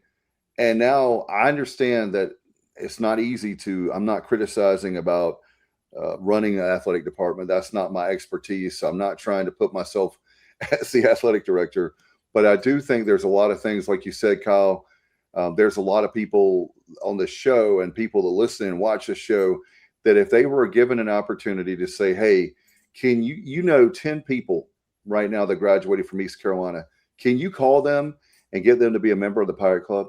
Think about that. The relationships that you have, like, for example, Alan and I have been friends for almost 30 years. It's easy for me to pick up the phone and say, Alan, you've been my buddy for all this time. Will you join the Pirate Club for 120, whatever it is, even the lowest amount? I bet you would be surprised. The problem is they don't have the people. That's why I don't criticize the Pirate Club. But the Pirate Club, we don't have enough people to call. So when I'm talking about people that are being paid, so your point is taken, Kyle. Why not get a lot of people that are students, student athletes, internships, people that are like, I know Bubba Rosenbaum, he's worked his tail off over the years to try to get people and signed up for the Pirate Club. So, absolutely. Yeah, and by the way, Justin nominates you, Kyle. Nominates you for what? To make those phone calls for the Pirate Club. I'll make whatever. I mean, emailing is not even time consuming or anything. I mean, you just put together a list and. you know, I think send it's good out. for emails are good for definitely Johnny for renewals and like call like, but Yeah, there's that's what I'm speaking of is renewals. right, but there's something about Alan. If I called you or emailed you, which one would probably get more attention? Oh, Oh, no doubt, Dave. You don't even have to convince me of that. I disregard emails on a daily basis. for me being old school, I want to verbally talk to you. I'm a verbal. I'm in the verbal communications business. I'd much rather talk to you. Right, and there's something about that. How you doing? How's your family? You know, just it doesn't have to be a 30-minute phone. I agree with that, Dave. I'm just saying to remind people maybe, hey, time to renew. You haven't renewed for the Pirate Club. But yeah, phone calls are definitely more effective. No doubt about it. And we, with everything going on with NIL, with the transfer portal, I'm really excited. Even Shane Winkler put up on Twitter. I want to say Twitter. I get so sick and tired of saying X.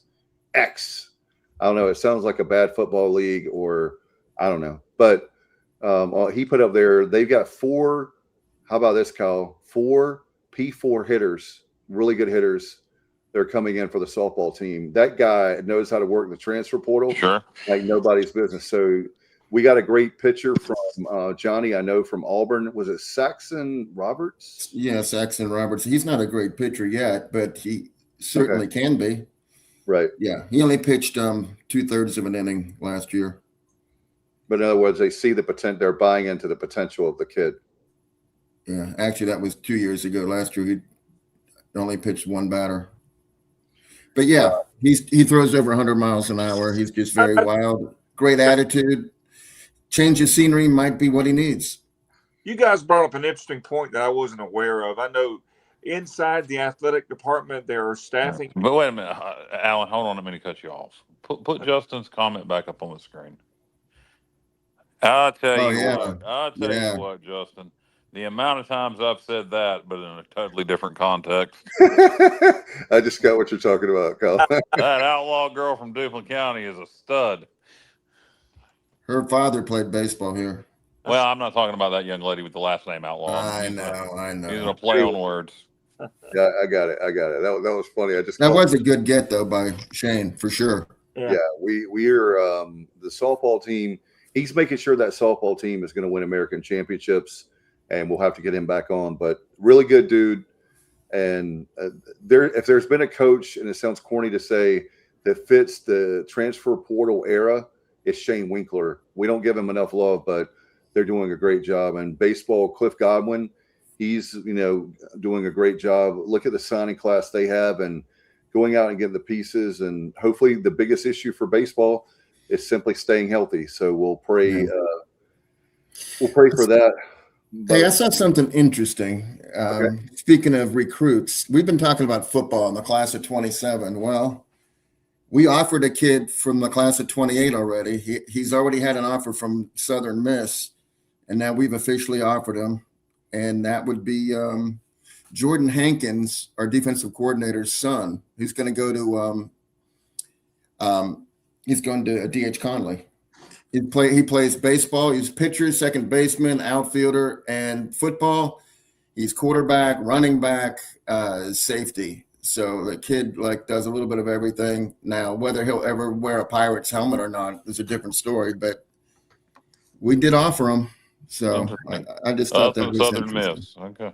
And what classification is he going to be at Conley when he enrolls there? He'll be a junior. He's a rising junior. Okay. Yeah.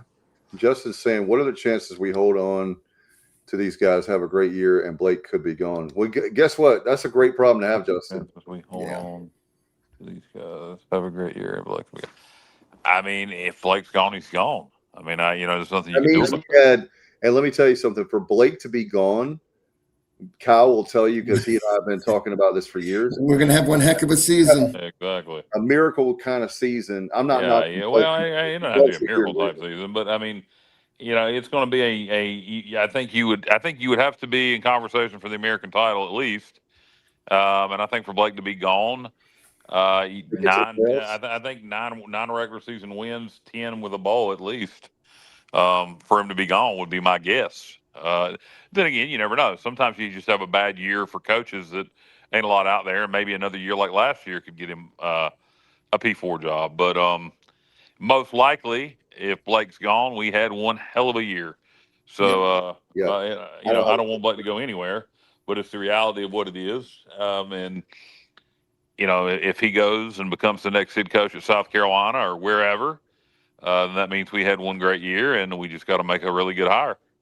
And and if we are in that situation, you can always tune in to our social media or one of our shows, because we'll keep you up with what's going on.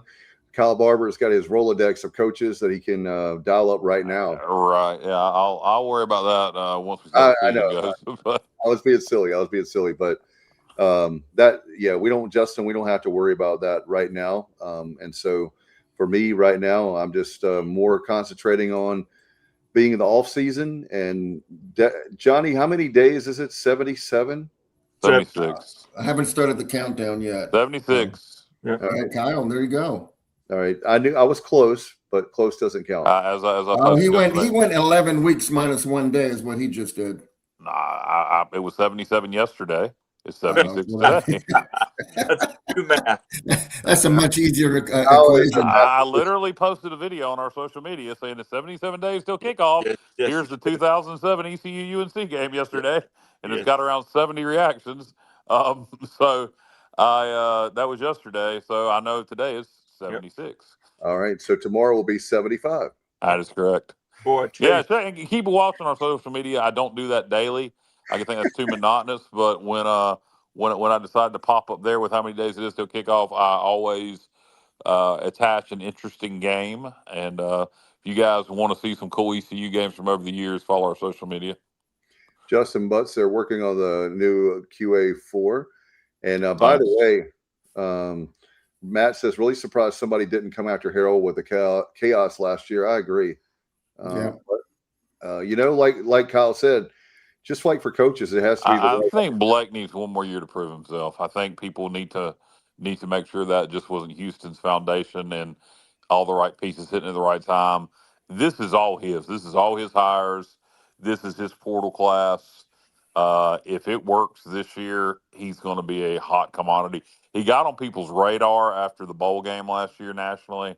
Yep. And if he has a good season this year, I think he'll be a hot commodity. And I'm telling you guys, we're going to be in the conference championship game in December. So there's a lot to be determined. We got a lot of offense to come together. No, I agree, but I think another thing that works in Blake's favor is the perception of his staffing, like his assistants, his coordinators. Now, we don't know what these two coordinators are going to do yet, but based on their track record, I expect they're going to be pretty solid. And on paper, they're good hires. Yeah. Yeah. And that just shows he knows how to put a staff together. Yep. That is among he can do everything well. Biggest strength. I think it's how he relates. Alan, wouldn't you agree?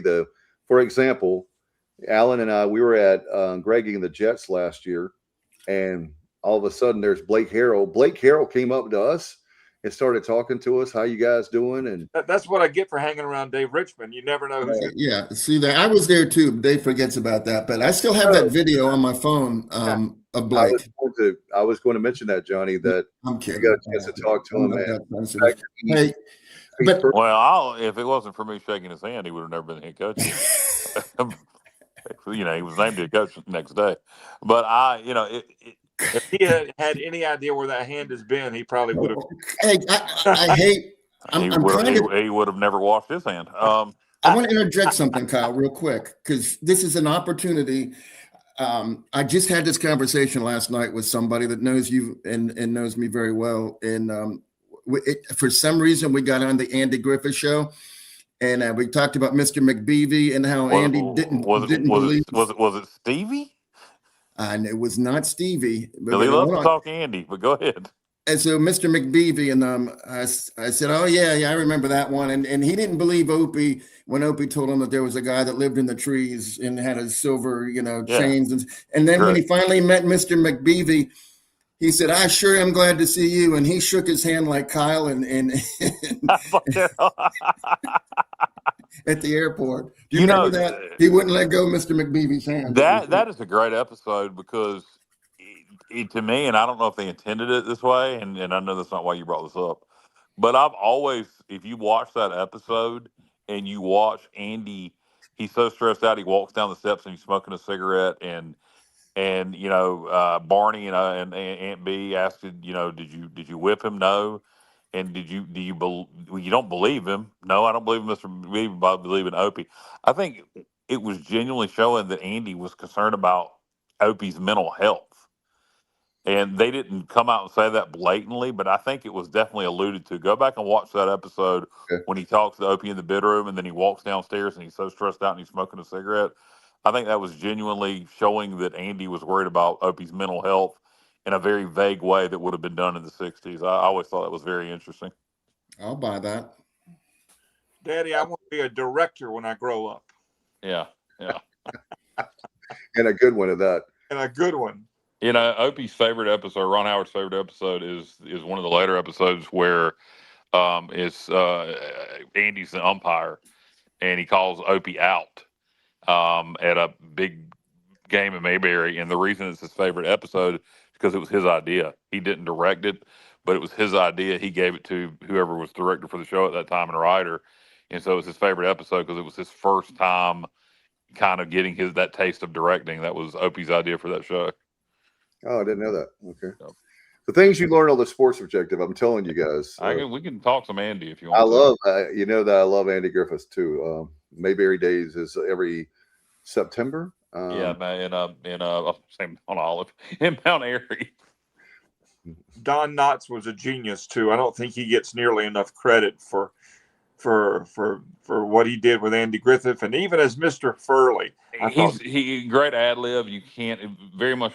I think one of the most underrated television actors of all time is James Best, Roscoe P. Coltrane. Oh man, and absolutely very similar with Don Knotts. You can't write it. You can't write his reactions. Just like nobody wrote that. That was all James Best, just ad libbing. They ad libbed a lot on that show, Yeah. and that's why it was. So it was the same with Don Knotts. You could tell Don to react this way, but nobody makes those facial expressions except Don. And Don and Andy had such a the chemistry. Chemistry will work, but that's not what I was looking for. But that'll work.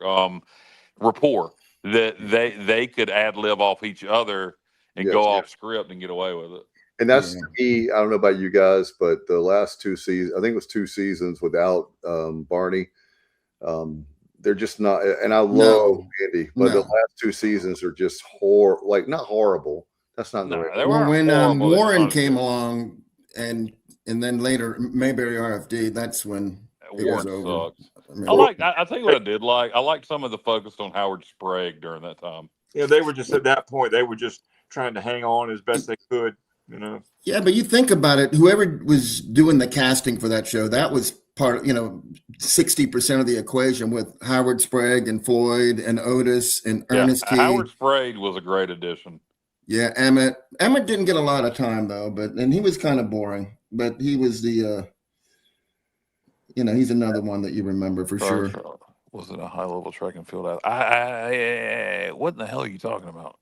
On the show or in real life? I don't know that. I've never heard that. So wasn't the high? No, Opie played baseball. Opie had a rock band. Do you guys remember that? Yeah. Opie had a rock. Yep. There weren't many 4-stars coming out of Mayberry that I recall. No. Fonzie was a world-class skier. Hey, he didn't come from Mayberry though. Hey, Johnny, you were on the beat back then, weren't you? On the Mayberry and how many stars people were back then? 2 stars. Oh, Star? Yeah. Okay. Was Opie like a 3-star, or what star was he? Do you remember? I would say he borderline 4-star. Okay. Some services had him at 4. Yeah, at least a high 3 at the least. If he could have bagged Suzanne Summers in American Graffiti, that's another star right there. There you go. Good Lord. The girl and the Thunderbird. Yep. The T-Bird. Oh, that movie is one of my all-time favorites because of all the stars, just the story. I agree, Dave. The soundtrack, the fact that they made that movie for, peanuts. Alan, you liked a Wolfman Jack appearance, I'm sure. Oh yeah, Bob. Mr. North Carolina. He was he lived in North Carolina the last Yes, he year did. of his life. Yeah. Right near Edenton, Yeah. right outside Oh of Edenton. wow! So he was an Eastern North Carolina guy. He his real name was Bob Smith, and we were coming up on the I think 31 years since he passed away. He passed away in July. It was July of '95 because I was still at WZMB in Greenville, the ECU radio station. So that's the only reason I know what month. It was right at the end when I was getting ready to graduate that month. And also, Jerry Garcia died in July of '95. I think off the top of my head, those are two that come to mind. But let's see. He says there's an episode that Pi thought he was going to win all the medals and didn't win it all. He means I think you forgot the Opie. Thought he was going to win. I don't recall that one. I don't recall that one. Missing a vowel there. Yeah, we can actually, Kyle. We can actually make fake episodes, and just put a plot. Well, you know what? You can go to you can go to the museum where they have an exact replica of the two jail cells, Andy's desk, the old rotary phone. Yeah, they got a lot of cool stuff. Yeah. Yeah. A lot of people don't remember before Andy Griffith was Andy Griffith. He was a very successful singer. Oh yeah, and Manteo. He was Kyle, what do you call that? The Lost Colony. He also was. Yeah. He did. Yes, he did. He did the Lost production. Colony there. That was kind of his acting breakthrough in Mandio. He also taught in Goldsboro. As a band. He is a North Carolina guy through and through, and of course I think one of his most intriguing roles for the Andy Griffith Show was Lotham Rose. If you guys are familiar with that movie. Yeah, where he was a country singer? Yeah, then gets a radio show in Memphis, and yeah. Good one. Yep. That's a good one. he was a spokesman for Ritz crackers. Oh, that's right, the 70s. Yeah. Ooh, how about some chicken salad on the Ritz? That's good Ritz. How about No Time for Sergeants? I love that movie. Yeah, he was he played the bad guy as well as he played Andy, in my opinion. He was and they say there were times that he was not the nicest human being. He said he said that there was with that Lonesome Rose character. He said that he part of his life he became that character. Yeah, the problem is, well, here's the thing that I understand what people are saying, but the problem is that there was a time where I could have met Andy Griffith, but not in the best way, meaning that it was like a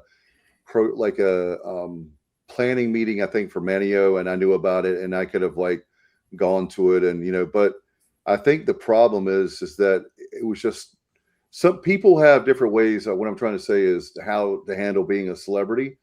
And they wanted Andy Griffith to be that character 24/7. And that's not who Andy Griffith. I mean, I understand that you want to be friendly. I'm not trying to say be jerks to people, but he was a serious dude. He was someone that was very much recluse, someone who was just a very private person. And we've got to get away what I'm sorry, Dave. I'm reading. It was an early episode where Opie, it wasn't track and field. It was like field day. He didn't win anything. It was ribbons, not medals. And the reason I'm able to, he said you got to learn how to be a good loser or something like that. And Opie says, oh, I know how to do that really well. And but anyway, the reason that now I know exactly what he's talking about is when the Panthers lost the Super Bowl. What was the quarterback that was former Auburn quarterback? Cam Newton. Yeah. Somebody took that clip and put Cam Newton's head on top of Opie and had Andy talking to him, and where Opie's going, but I didn't win. Anyway, if I find it, I'll send it to you guys. Okay.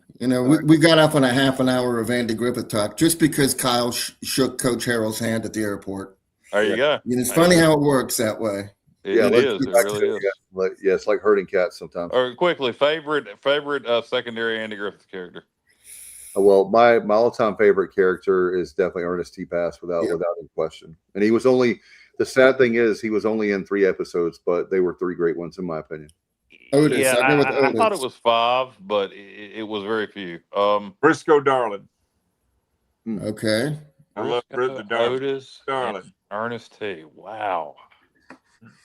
Now I feel like I got to go. It's like come up with something out of the blue here. Ernest T is hard to beat. I don't know Howard Sprague. He was a main character late in the show, so I don't know if you can count him as a secondary character. Briscoe Darling was fantastic in the early episodes. The Briscoe's daughter, what was her damn name? Charlene. Charlene. There you go. That's what I'll do. I'm gonna go with the Fun Girls. I'm gonna go with the Fun Girls. The Fun Girls would be Oh, the ones who went on the date with Andy and multiple. Barney. Yeah, they were on there multiple times. Hello, doll. I was thinking about that. Oh, doll. Hello, doll. And then she couldn't. The other one couldn't ever remember Barney's name. It was always Bunny. What about you were talking about James Best? He was on what, 2 or 3 episodes? Yes, James. There you go. James Best played the guitar. God, what was his damn name? Jim Lindsay. Tim Lindsay. Thank you. Yeah. Yep. He was very underrated. I'll tell you one thing. He was in 2 episodes that I can remember. The Jim Lindsay episodes. Sam the Butcher, I think, was on there too, wasn't he? He was on there multiple times, but most famously, I think, is when he was going to beat the crap out of Barney, and then Barney got the karate instructor, or Andy got the karate instructor to double for him. Yes, and beat the crap out of him. Yep. James was in a lot of those Burt Reynolds movies as well. He was in several of the Burt Reynolds. Super. Yeah. A lot of them, and he also did a lot of westerns. He actually was there at Mayberry. He actually retired and lived in Hickory, and he was there for a number of years and he had a talk, and we went there, and it was so cool because he showed you it's just so many movies, and especially westerns back in the day, and then of course Roscoe, and it just. You're right about it, Kyle. He's very underrated as an actor, and he was just I think the one word that would come to me for James Best, he was very consistent, no matter what character he was playing. And he wasn't like, I know Roscoe was a little bit over the top, but he was just such a good actor that you could throw him in a scene and he would pull it off. And the character, the Roscoe P. Coltrane character, it was over the top, but it was done intentionally, and like I said, nobody wrote. They might have said, "Hey, say cuff them and stuff them," but nobody told James Best to say it the way he said it. Or just one of my favorite James Best lines is Roscoe to quote when he had the dog Flash. He would go Flash. It's just. I don't know, man. I think James Best is one of the most underrated television actors of all time. Since we've completely gone off a tangent, I saw something the other day I hadn't seen since I was a small child. I loved it then. Anybody remember your wiener? Aren't you funny? There goes our sponsors. Hilarious. And just so you'll know, yes, never mind. The Uncle Pecos version, the cartoon of Tom and Jerry. Jerry's Uncle Pecos. Anybody remember that? Vaguely, yeah. Guitar playing mouse. I don't. Would use Tom's whisker as a guitar string. Yeah. Was he Hispanic? That's some funny stuff. Was he Hispanic? I'm going to YouTube after we're done. Uncle Pecos. Was he Hispanic? Did he wear like a sombrero? Yes, and he played guitar. Yeah, I remember. Yeah. Crembone. Yeah, I remember. Johnny, I know you know it. When you see it, it's like something else we could talk about. When you see it, you know it, but you'll know it when you see it. Crembone. That's just great stuff, man. That was 1955 when that was done. Wow. Hard to believe. Yeah. Yes, it is. So I want to wish, and we did earlier, all the dads out there, if you're just joining us, happy Father's Day. Certainly, I want to happy belated birthday, guys, to EC women's basketball coach Kim McNeil. She celebrated her birthday yesterday, doing great things, and I think she's done an excellent job from what I've seen in the transfer portal. But anyway, wanted to wish her happy belated birthday. And how about Carolina football wishing East Carolina football and Pirate Nation a That happy would- Father's Day, acknowledging that we are their daddy after we beat them 3 times in a row, even with Scotty Montgomery, and refuse to play us anymore. Happy Father's Day to Pirate Nation from Carolina football. You are our daddy. So how about that? I was touched by that. Oh, that was by far the best Father's Day card I could have ever gotten. Yeah, I mean, it was great. Carolina football did that. I saw mean, that. I saw that 70 times over the weekend. What about 70? Remember, we laid Yeah, 70. we won. Ah, 70. Oh, We hung yeah. 70 on them. Yeah. we're in the record books for the most points ever scored. I love that. I like it a lot. That was the day that I will never, ever, ever forget. Carolina fans walking out of the stadium with their chins dragging, and they wouldn't even look a Pirate fan in the eye. One of my favorite quotes of that week was from a player for Carolina, and he said he said they beat us, and now they think we're better than us, but we still above them. And then we put 70 on them, and he was still yelling that crap on the field as we're still better than y'all. But Wow. okay, brother. Okay. You got your butt beat in Chapel Hill in the year before. Then you get your butt beat in Dowdy, and the most points ever scored on you. And then you lose to Scotty Montgomery. Yeah, and then the 2018 was definitely icing on the cake. I often think, and I'll be about done here. But I often think, last year we opened up with NC State, and Carolina opened up with TCU, and Carolina last year at the beginning of the year offensively couldn't move the ball from here to there. Again, brand new pieces from the portal. I often wonder what would have happened last year if we'd have been opening up at Carolina versus at NC State, and if we would have beat them game one with all the hype they'd had. And I think we would have. I think if we'd opened up with Carolina last year, we'd have beat their ass. That would have been the greatest moment. Forget all the other wins. Beating them last year, if it would have been ECU instead of TCU to start the season, would have been the most epic thing ever. Carolina last year scoring on their first offensive possession. Michael Jordan's high-fiving, Lawrence Taylor's high-fiving, and then they didn't move the ball 20 yards the rest of the night. They scored on their scripted. They scored on their scripted plays and didn't know what to do. Hey, I stumbled upon one of the greatest Scotty Montgomery stats ever today when I was just going back and reviewing different seasons. Okay, so I went from the year 2000 to 2025. So that's 26 seasons. We had 70 non-offensive touchdowns, 70 in 26 years, 26 seasons. Scotty Montgomery's 3 seasons, we had 0 every single year. We never had one non-offensive. We didn't have a fumble return, an interception return, a kickoff return, a punt return, nothing. That shows lack of preparation and lack of effort, which reflects back to what Rick Smith said: lack of effort on the practice field. You got to do it live. Yeah, it's hard to accomplish that. It's not an accomplishment. It's hard to not do that. It is, and particularly with David Blackwell in year 3. I think had Blackwell been here earlier, I think maybe we'd have forced some turnovers that would have led to some touchdowns. I agree. By the way, Johnny, you're forgetting the most important stat under the Scotty Moe era. Which one is that? We were undefeated against UConn. 3-0, baby. 3-0 against UConn. I mean, well, that does hold some salt with me because I'm not a UConn fan whatsoever. But yeah, if that's the best stat you can come up with, that illustrates his lack of effectiveness. I'll tell you an interesting stat, JR.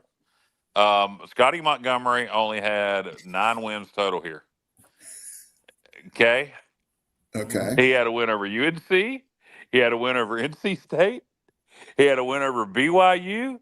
He had a win over Cincinnati. Sure did. Yeah, wow. He knew about the city speed. So yeah, how crazy is that? When you just take that just out of context, that's insane. After they win the game, okay, fellas, take the next couple weeks off. Yeah, exactly. We're not playing Virginia Tech. We're going down to USF. And we're taking the week off.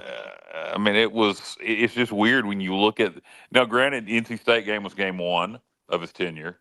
He was still riding off of what Ruffin had done. game Oh, it was two. game two. That was game two. No, that was game. Western Carolina was Whatever. Nonetheless, the point still remains. Then the UNC win. We just lost to A&T. He had the Yep. the Holt Nailers package hidden, and UNC had 18 players suspended. So that one was what it was. He got the worst BYU offense in the history of their program. And when I say that, that is literally the truth. Look it up, folks. The worst BYU offense in the history of the program. The 1 year he played BYU, Yeah. and then he got Cincinnati in Homie's first year there. What was his damn name? The guy who left to went to Wisconsin. Yeah, it was his first year there. So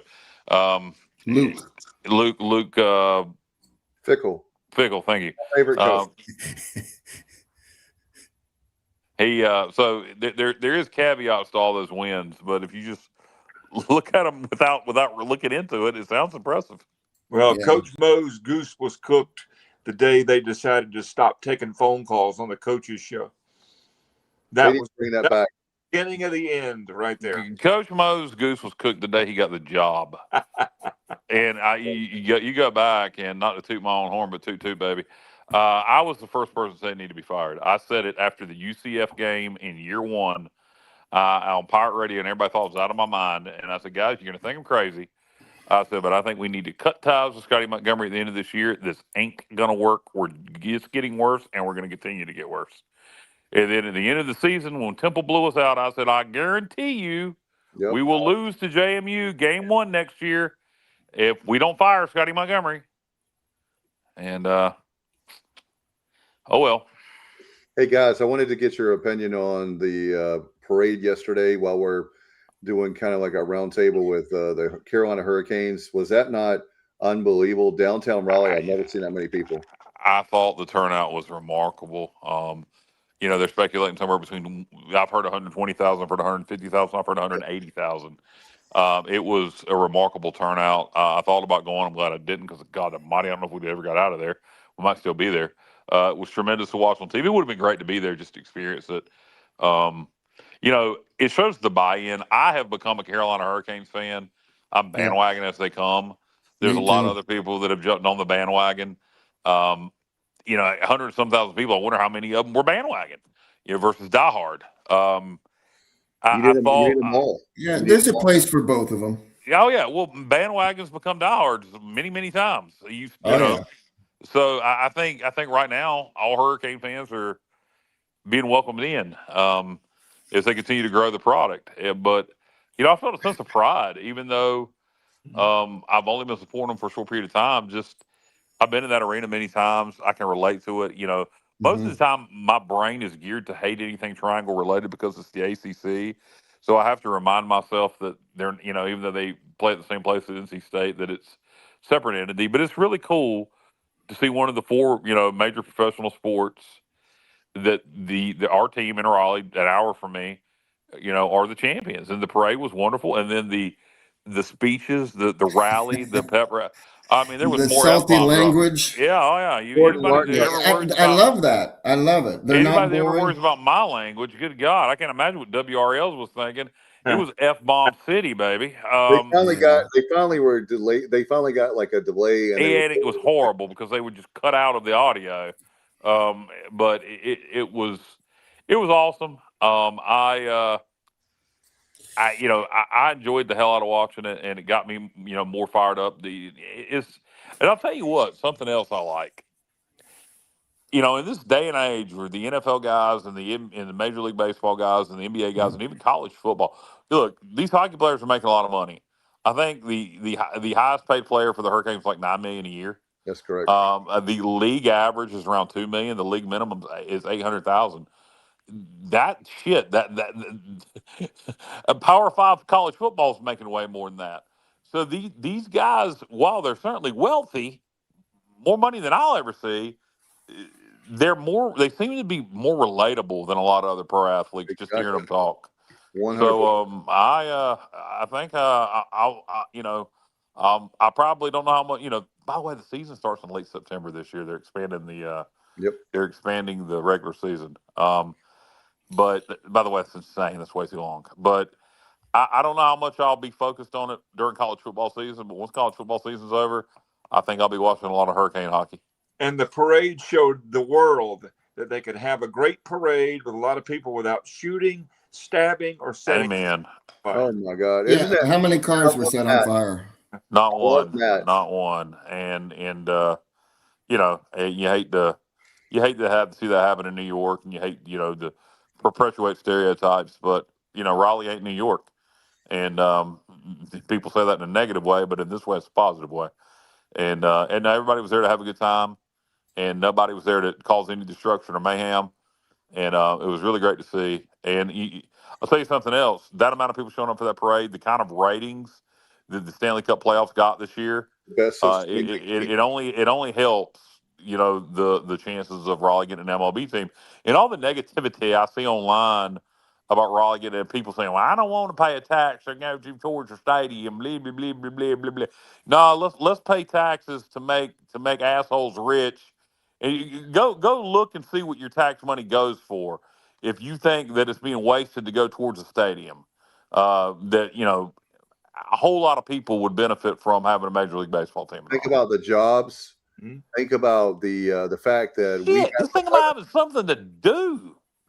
11.2 million people in our great state, and I've been wanting this since I was 7 years old. I know I'll pay a penny more. Let's raise the sales tax by a penny. if that's what we have to do to get a team, I'm actually for that. I am too. But I think when you look at it, when you have both, you have two billionaires, you have a place for the stadium already. They just have to build it, but you can go ahead and build the stadium. You have that ready. It'll take you about 2 years at least to get the stadium ready. But you're looking at right now with Raleigh's population. I mean, back in 2015 alone, guys, when I was in radio there, 53 people were moving in every single day in Wake County. That's 2015 numbers. I don't know now, but it was a lot of people back 11 years ago. So I can't imagine now. But you look at it, and you have North Carolina, South Carolina, and Virginia. You've got a lot of states that would support the team. That, you know, I think more people. I no offense to hockey, but I think there'll be even more fans that would support the team for baseball than you can even imagine now. Oh, I agree. I think, you know, hockey, you had to grow the audience here in North Carolina, and my God, now if they keep winning, do they need to expand the Lenovo Center? But they're adding 700 seats, by the way. I don't think that's gonna be enough. But you're right. As long as they keep winning, but yeah, you don't have to make Major League Baseball fans. There's already Major League Baseball fans here. Correct. So that's not, you know, where you had to create. Yes, there was already hockey fans here because there's a large, you know, population of Yankees in the Triangle and in the state as a whole now. But a lot of people, we have homegrown hockey fans. You know, I'm becoming one. I have friends that I was talking to a friend tonight that is a huge hockey fan that is a homegrown Carolina Hurricanes hockey fan. And there is a lot of that out there. You know, you talk about, you know, Brindamore talked about in 06 that, you know, youth hockey really kind of started in the Triangle during that time. Before that, they didn't know anything about hockey. And now you got a whole, you know, you got kids playing youth hockey. You know, I wonder at what point has Greenville had, I know there's somewhere to play hockey in Greenville. We had youth hockey in Greenville. We do. We have a club team for East Carolina. Yeah, I'm talking about youth hockey. There's a rink on Red Banks Road. Right, I'm asking, do we have youth hockey in Greenville? I don't know. Yeah, I mean, Hockey, I see. I'm not familiar with that. So we don't have any organized youth hockey. I would think that will be coming probably soon. I would think that there's going to be several Greenville, Jacksonville, Wilmington. There's probably going to be a demand for youth hockey. Yes, I know there's a rink. Yes, because we the club hockey team, but organized youth hockey is. I'm so old. That used to be a roller skating ring with Sports World back in the day. But what, the one on Red Banks? Yes, it used to be a roller skating ring. When we were growing up. Yes. Our youth group, they used to take us there to roller skate. the point I'm trying to make is organized youth hockey is a thing in the Triangle and in the Charlotte area. And as these kids all throughout North Carolina are watching hockey, they're going to play it. So I think this Stanley Cup run, I'm surprised that hasn't been talked about much yet. That and maybe there's nobody that can coach it. I don't know, but I'm surprised a city like Greenville. I wonder. I would imagine Wilmington may already have youth hockey. I don't know. But I wouldn't be surprised to see like Greenville and Jacksonville get youth hockey very soon. Well, I'll tell you one thing. Be great. No doubt. And by the way, the difference between this cup and 06, we had a lot of older guys, including Brenda Moore. I'm telling you guys right now, this team is built to be fighting for more Stanley Cups. Whether they'll win it or not, there's a lot that has to go in there. We know things have to fall in place. But I'm going to tell you something right now. You've got guys right now that are still in their prime. They've been there about 8 years. So they're like middle 20s right now. And then you've got kids that are coming up that are 18, 19, well, like in their early 20s. So you've got guys that are really young, and you've got the guys that are really good. And then they've done really well with getting Ehlers, the like guy from Winnipeg, all that. There's plenty of guys that are young to where they can keep making runs. And look, even when they didn't have all the talent, that goes back to what Kyle talks about all the time. In this particular hockey, Ron Brindamore deserves to be in the Hall of Fame. I think it's tomorrow they're going to make an announcement. And shame on them if they won't give him the due that he deserves because he's from a non-traditional market. I'm sorry that he's not in the original six as far as winning Stanley Cups and all that. But the fact of the matter is that dude is special. And when it comes to the Carolina Hurricanes, they are going to make a lot of runs as far as the finals. Yeah, Ron, Brindamore, because of what he did here as a player and the team captain in 06, and now he won the second Stanley Cup here as a head coach, and it was a build. He's been here 8 years, playoffs, and I think that will continue. You're right, winning the Stanley Cup is hard, but I don't think we're going to just suddenly miss the playoffs next year. Raleigh, very desirable place for people. Yeah.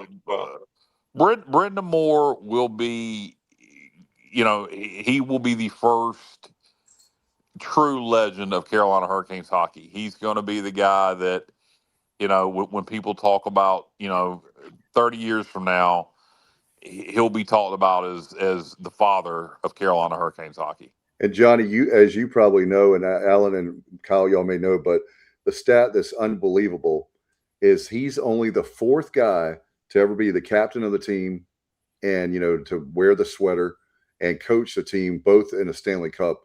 The last time you had to go back is like 1944, like before my parents were born. And it's only been done 4 times. Think about all the players.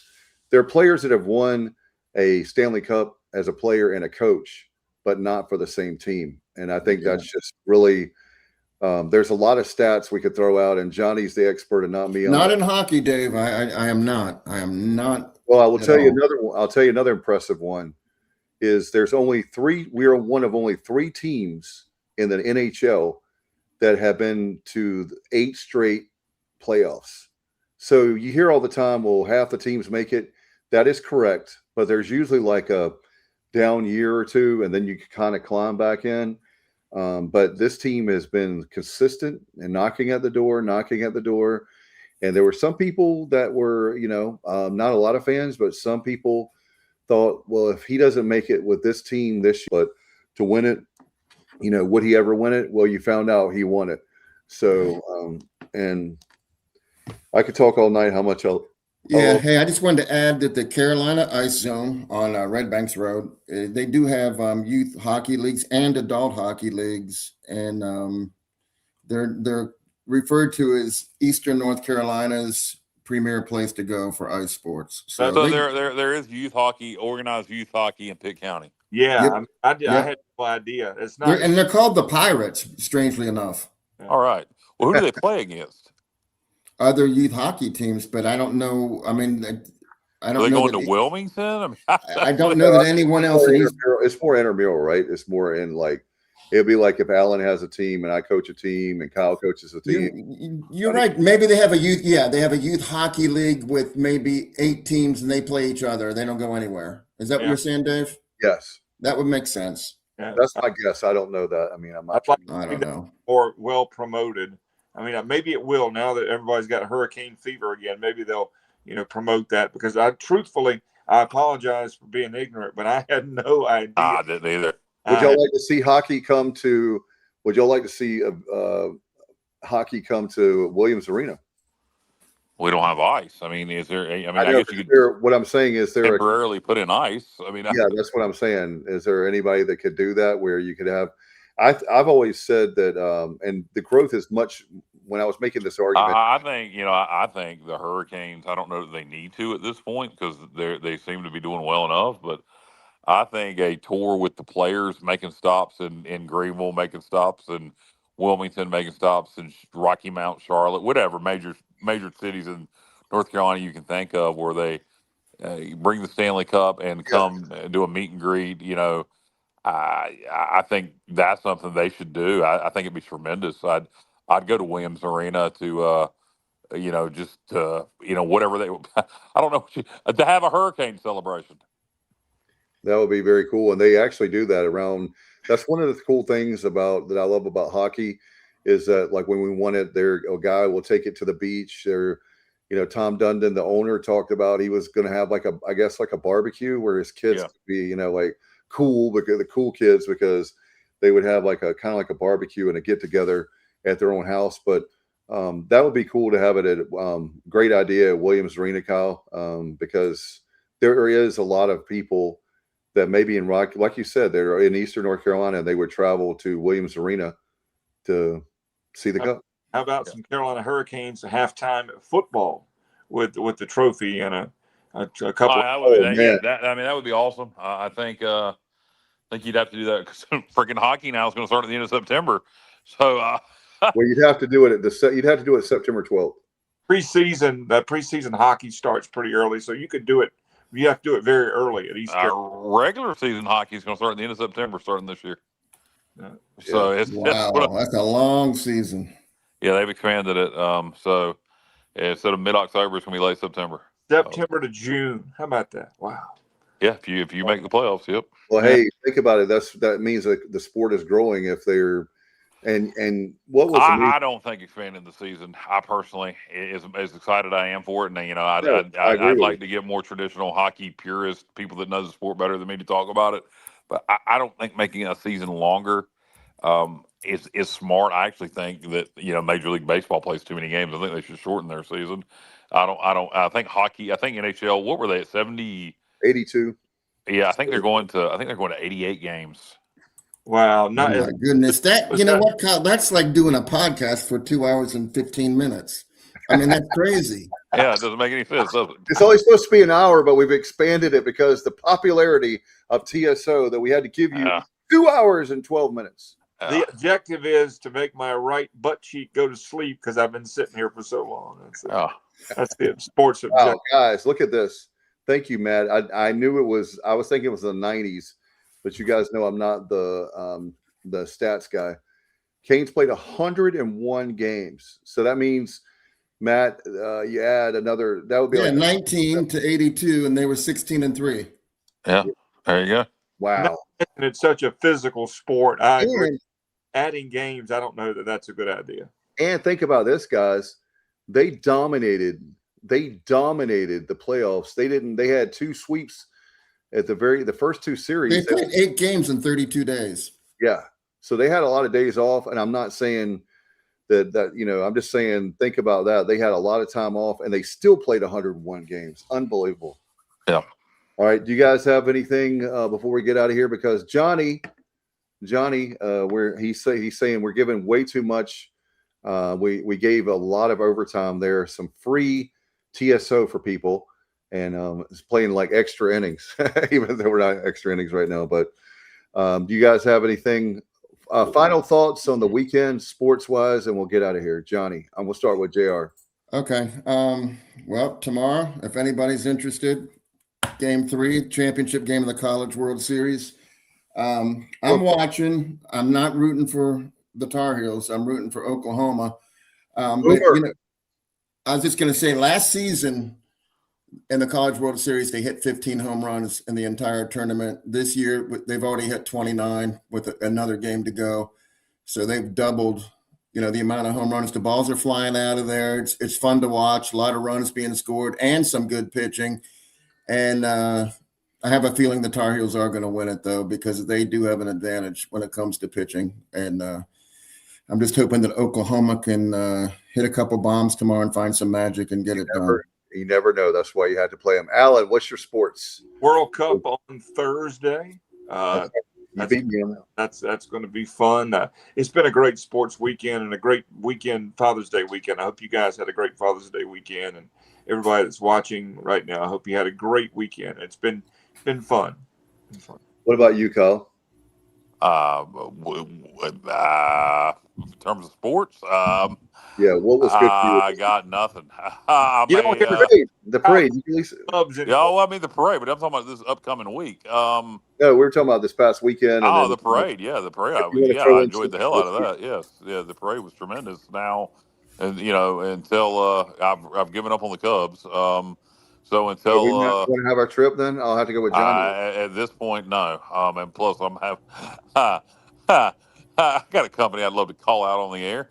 But I haven't. I need to talk about this off the air, guys. Oh, but, yeah. Okay, I'll just say that I've been out of work for several weeks now, and the short-term disability company no fault of my company I work for. The short-term disability company that we are contracted with has yet to pay me a dime. Wow. And again, no fault of the company I work for. So I'm not blaming anybody related to that. But boy, I'd love to call that company out that provides short-term disability on the air, but I'm not going to do that because I don't want to upset anybody with the company I work for. So we'll let it play out. But yeah, as of right now, I need some money. Yeah, there you go. Well, maybe they'll pay you, and then you'll have the money for when we go in August. We'll see. Yeah, there's a guy that Dave and I know that pays all of his bills, Kyle. So if you want to talk to us off the air, maybe he can help you out. This company doesn't have a duck for a mascot, do they? You know, actually, no, but I will. I'm also dealing with something with them, and wow, because I do have some supplemental stuff with them, where I have a plan where you get paid $1,000 for staying overnight at the hospital, and it used to just be they wanted to see you were there on the 12th and you were discharged on the 13th. Now they want to make sure you were there exactly 18 hours. Well, here's the thing. My paper has my discharge time. It doesn't have what time I was checked in. So the good folks at ECU Health Record Department are supposed to get up with me tomorrow and see if they can put their hands on something. And I think maybe from what the young lady I was speaking with said, or we might have to go, if there's nothing official, with the time I got there and that bracelet went on my hand is when I was admitted, and so that's going to give me 21 hours, so I'll be in good shape if that's the case. Yeah, by the way, just let me know, Kyle. Text me tomorrow, and I'll help you out any way I can. Okay, appreciate it, Dave. I didn't know if you had any. Even though I'm not the expert on that, I'll make some phone calls because you're my bro. So whatever. Yeah, well, the people I spoke with, and granted, they need to follow up, but they seemed like they wanted to help, so we'll see. Yeah, just remind me, like I said. All right. I have to say, I'm excited about the World Cup. I know that most people maybe watching don't care, but I really care about it. Thursday is going to be great because we're already in the knockout. I just can't believe we're already in the knockout round. We've been playing unbelievable. Speaking of speed for Scotty Moe, this is the most athletics and speed we've ever had on. I've been following since 1990. So they're playing Turkey on Thursday night, right, Alan? Hold on a minute. Alan or Dave, since when did they change the name of Turkey? It's now Turkey or something. They spell it different. It's Turikye. No, it's the American. We always say Turkey, but that's the way. Yeah, Dave, I have globes. I have maps. Yeah. I'm on the internet. I've never seen it referred to as Turikye ever in my whole life. Now, all of a sudden, that's the only acceptable way to say it. That's a nice form of furniture, but no, the Turkey. We say Turkey because we're English. We're Americans. Okay. I think they're trying to be more What's the word? Right. All right. But what JR is saying is it's always been spelled like turkey, right? I mean, Yeah, it's always. Right, that's what we spell it that way. What they right. But we spell spell Japan, Japan, Japan. China spelled China. Bangladesh is spelled Bangladesh. Yeah. It's just this one country that suddenly No, said, you're seeing. That's what I'm trying to say. If you like, there's certain countries that if you see their name, the way But that I've never seen it before, ever. I agree with you. I'm There's not. been well, World Cups forever. what JR is trying to say is there has been other World Cups in Olympics. Yeah. Thank you, Kyle. That is what I was trying to say. Yeah, I know I definitely know. Like Turkey, they're saying Turkey now. Well, why didn't they say that in the '96 Olympics? I agree. I don't. That's a good. Maybe they told them to pronounce it that way. I don't know. I tell them to blow it out there, Turkey. Turkey. Let me just tell you this: Turkey is a phenomenal country. I went there, and the hospitality in that country, the way they treat you. Oh my God! Like customer service, you name it. I have to tell you guys, I was brother. Did you go to any bathhouses while you were there? Isn't Turkey the place that has the Turkish bathhouse? I did not go there because Kyle already had the last reservation, so I couldn't get in. Turkish bathhouse.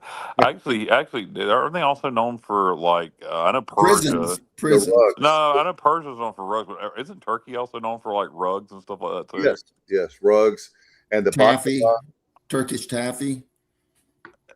Back in the 70s. Alan, you remember Turkish taffy, don't you? And they were famous for jive turkeys as well. Jive turkey. Oh my God! Wow. I remember. What about turkey sandwiches? Those are good. Yeah, they are, especially. Turkey. All right, so yeah, we're actually gaining viewers, which is amazing. We appreciate everybody. We're spreading the word. Yeah, spread the word. Hey, before we say congratulations. So if you see a woman from Turkey topless, is that turkey breast? I guess so. Only Kyle. Yeah, I did want to congratulate Corey Heim, who won the race today in San Diego, his first win ever in the Third Cup. start, I believe. Wow. 13th start, a first time win. How do you think that makes Bubba Wallace feel after he sees Tyler Reddick win 5 and now Corey's winning races?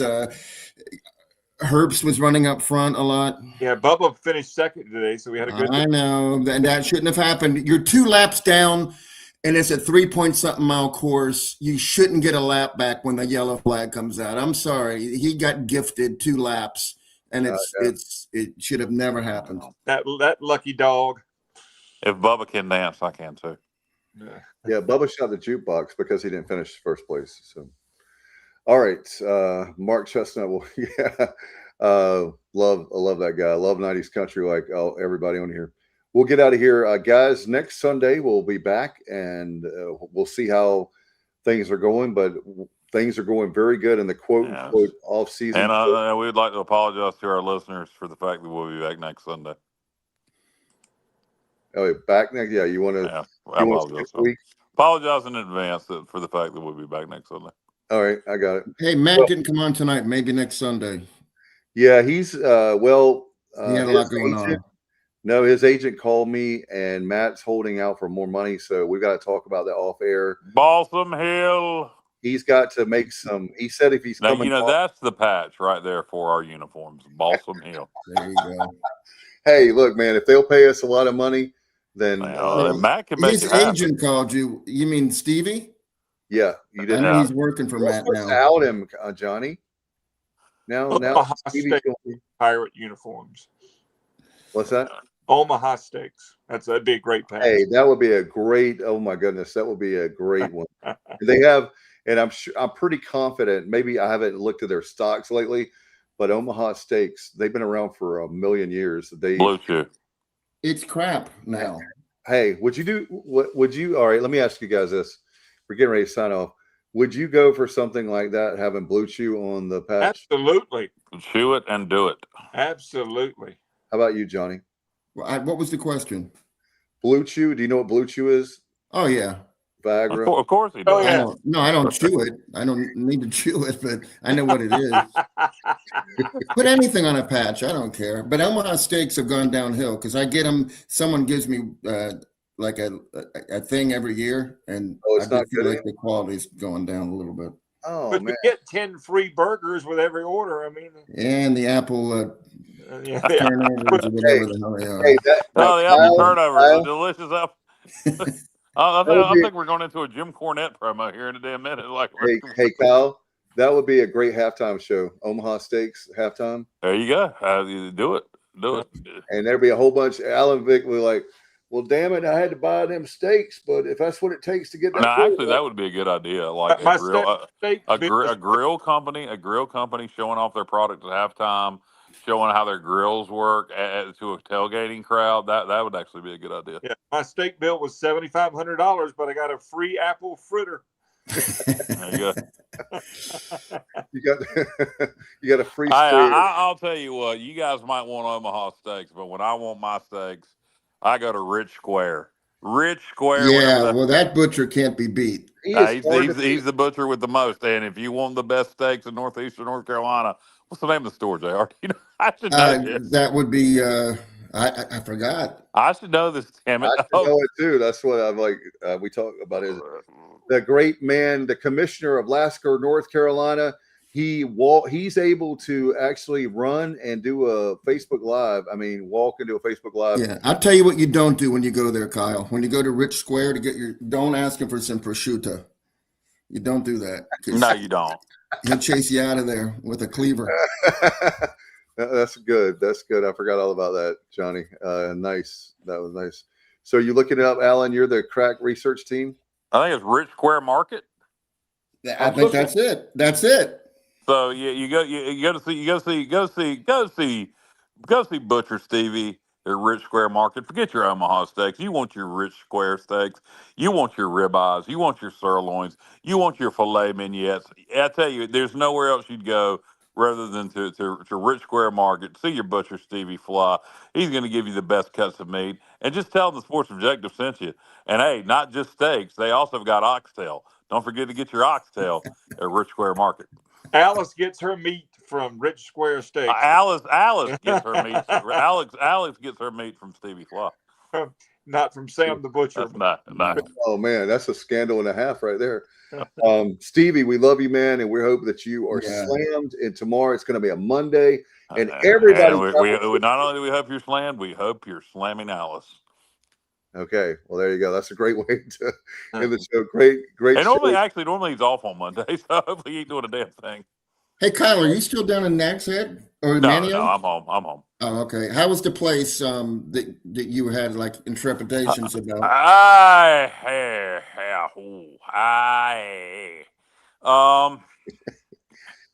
The bed sucked. It was like sleeping on a brick.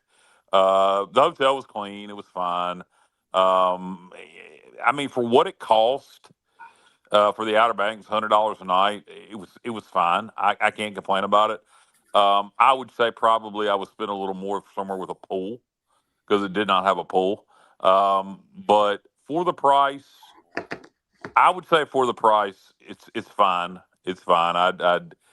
I wasn't trepidate. I wasn't worried about it. It's not like getting a cheap hotel in Myrtle Beach. Well, you just didn't know what you were walking into. It's about and you what didn't have high expectations either. You just it's fine. It's fine for what it costs. I've stayed much worse. Worst hotel I ever stayed at in my life was in Danville, Virginia. Oh, I thought. What about that time you were in North Charleston?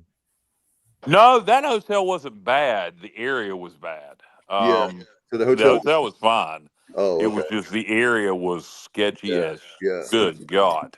Yeah. One more question, Kyle. If it had a pool, are you a cannonball guy, or are you just like cannonball? I can be a cannonball guy. It depends on if I'm drinking and I've got friends around. I have video of me and my friend Kim last year at the Outer Banks cannonballing into the swimming pool of JR. If you'd like to see it, I would send it my way. Put it up on YouTube. I have to ask Kim first. Kim's lost more weight since that video, so she might not want that video up. She might want a current video. Okay. So I'll grade your technique. Yeah, it's great. It's a big old fat cannonball. That's what it is. Well, JR. But you do a cannonball, is it going to knock the phone out of my hand? it, the water splash, you mean? Yeah. Coming back, yeah, perhaps. I'm a big boy. I'm doing something about that. But I will cannonball JR, particularly if I'm drunk and there are friends around. Okay. But if it's just me and Jessica, probably not. I'll probably just get in the pool and swim.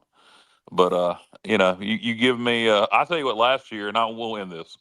But last year's trip to the Outer Banks with my one of my best friends since I was. This is gonna sound horrible, but since I was 19 and she was 14,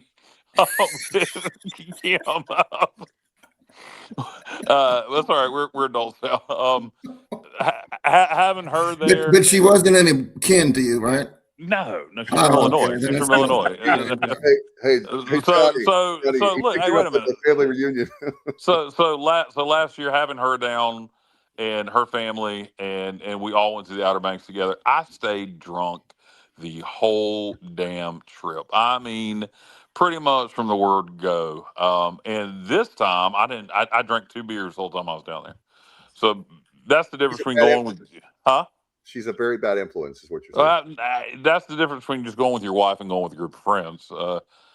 Different agendas, but had fun both times. But I will say that there was a day last year at the Outer Banks, and now I'm just getting sentimental for no reason. But I don't get to see her very much. My friend Kim, we like I say, she lives in Illinois now, and there was a day last summer where me and her husband and my wife and her kids, we were all drinking, not her kids, but we Man, were this is going from bad to worse. we were playing volleyball in the pool and just took the kids out in the bed of the truck like old school on the beach road and just ate bad food. It was just I felt like a teenager. I felt Why like do I hear banjo music in the background? because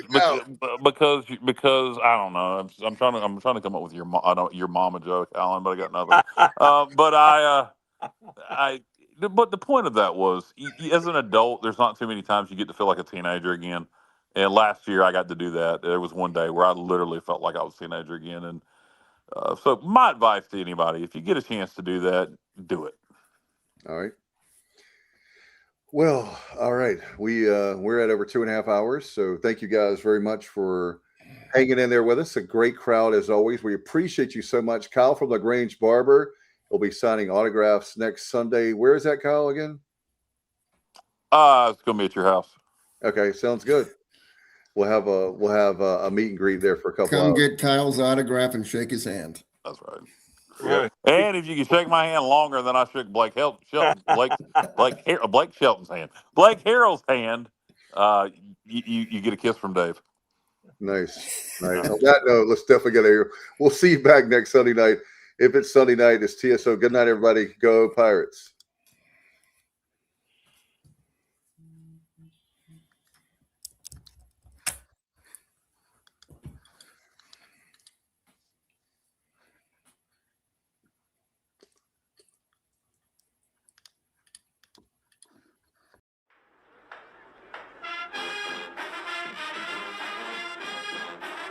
You're watching The Sports Objective, the podcast for Pirates.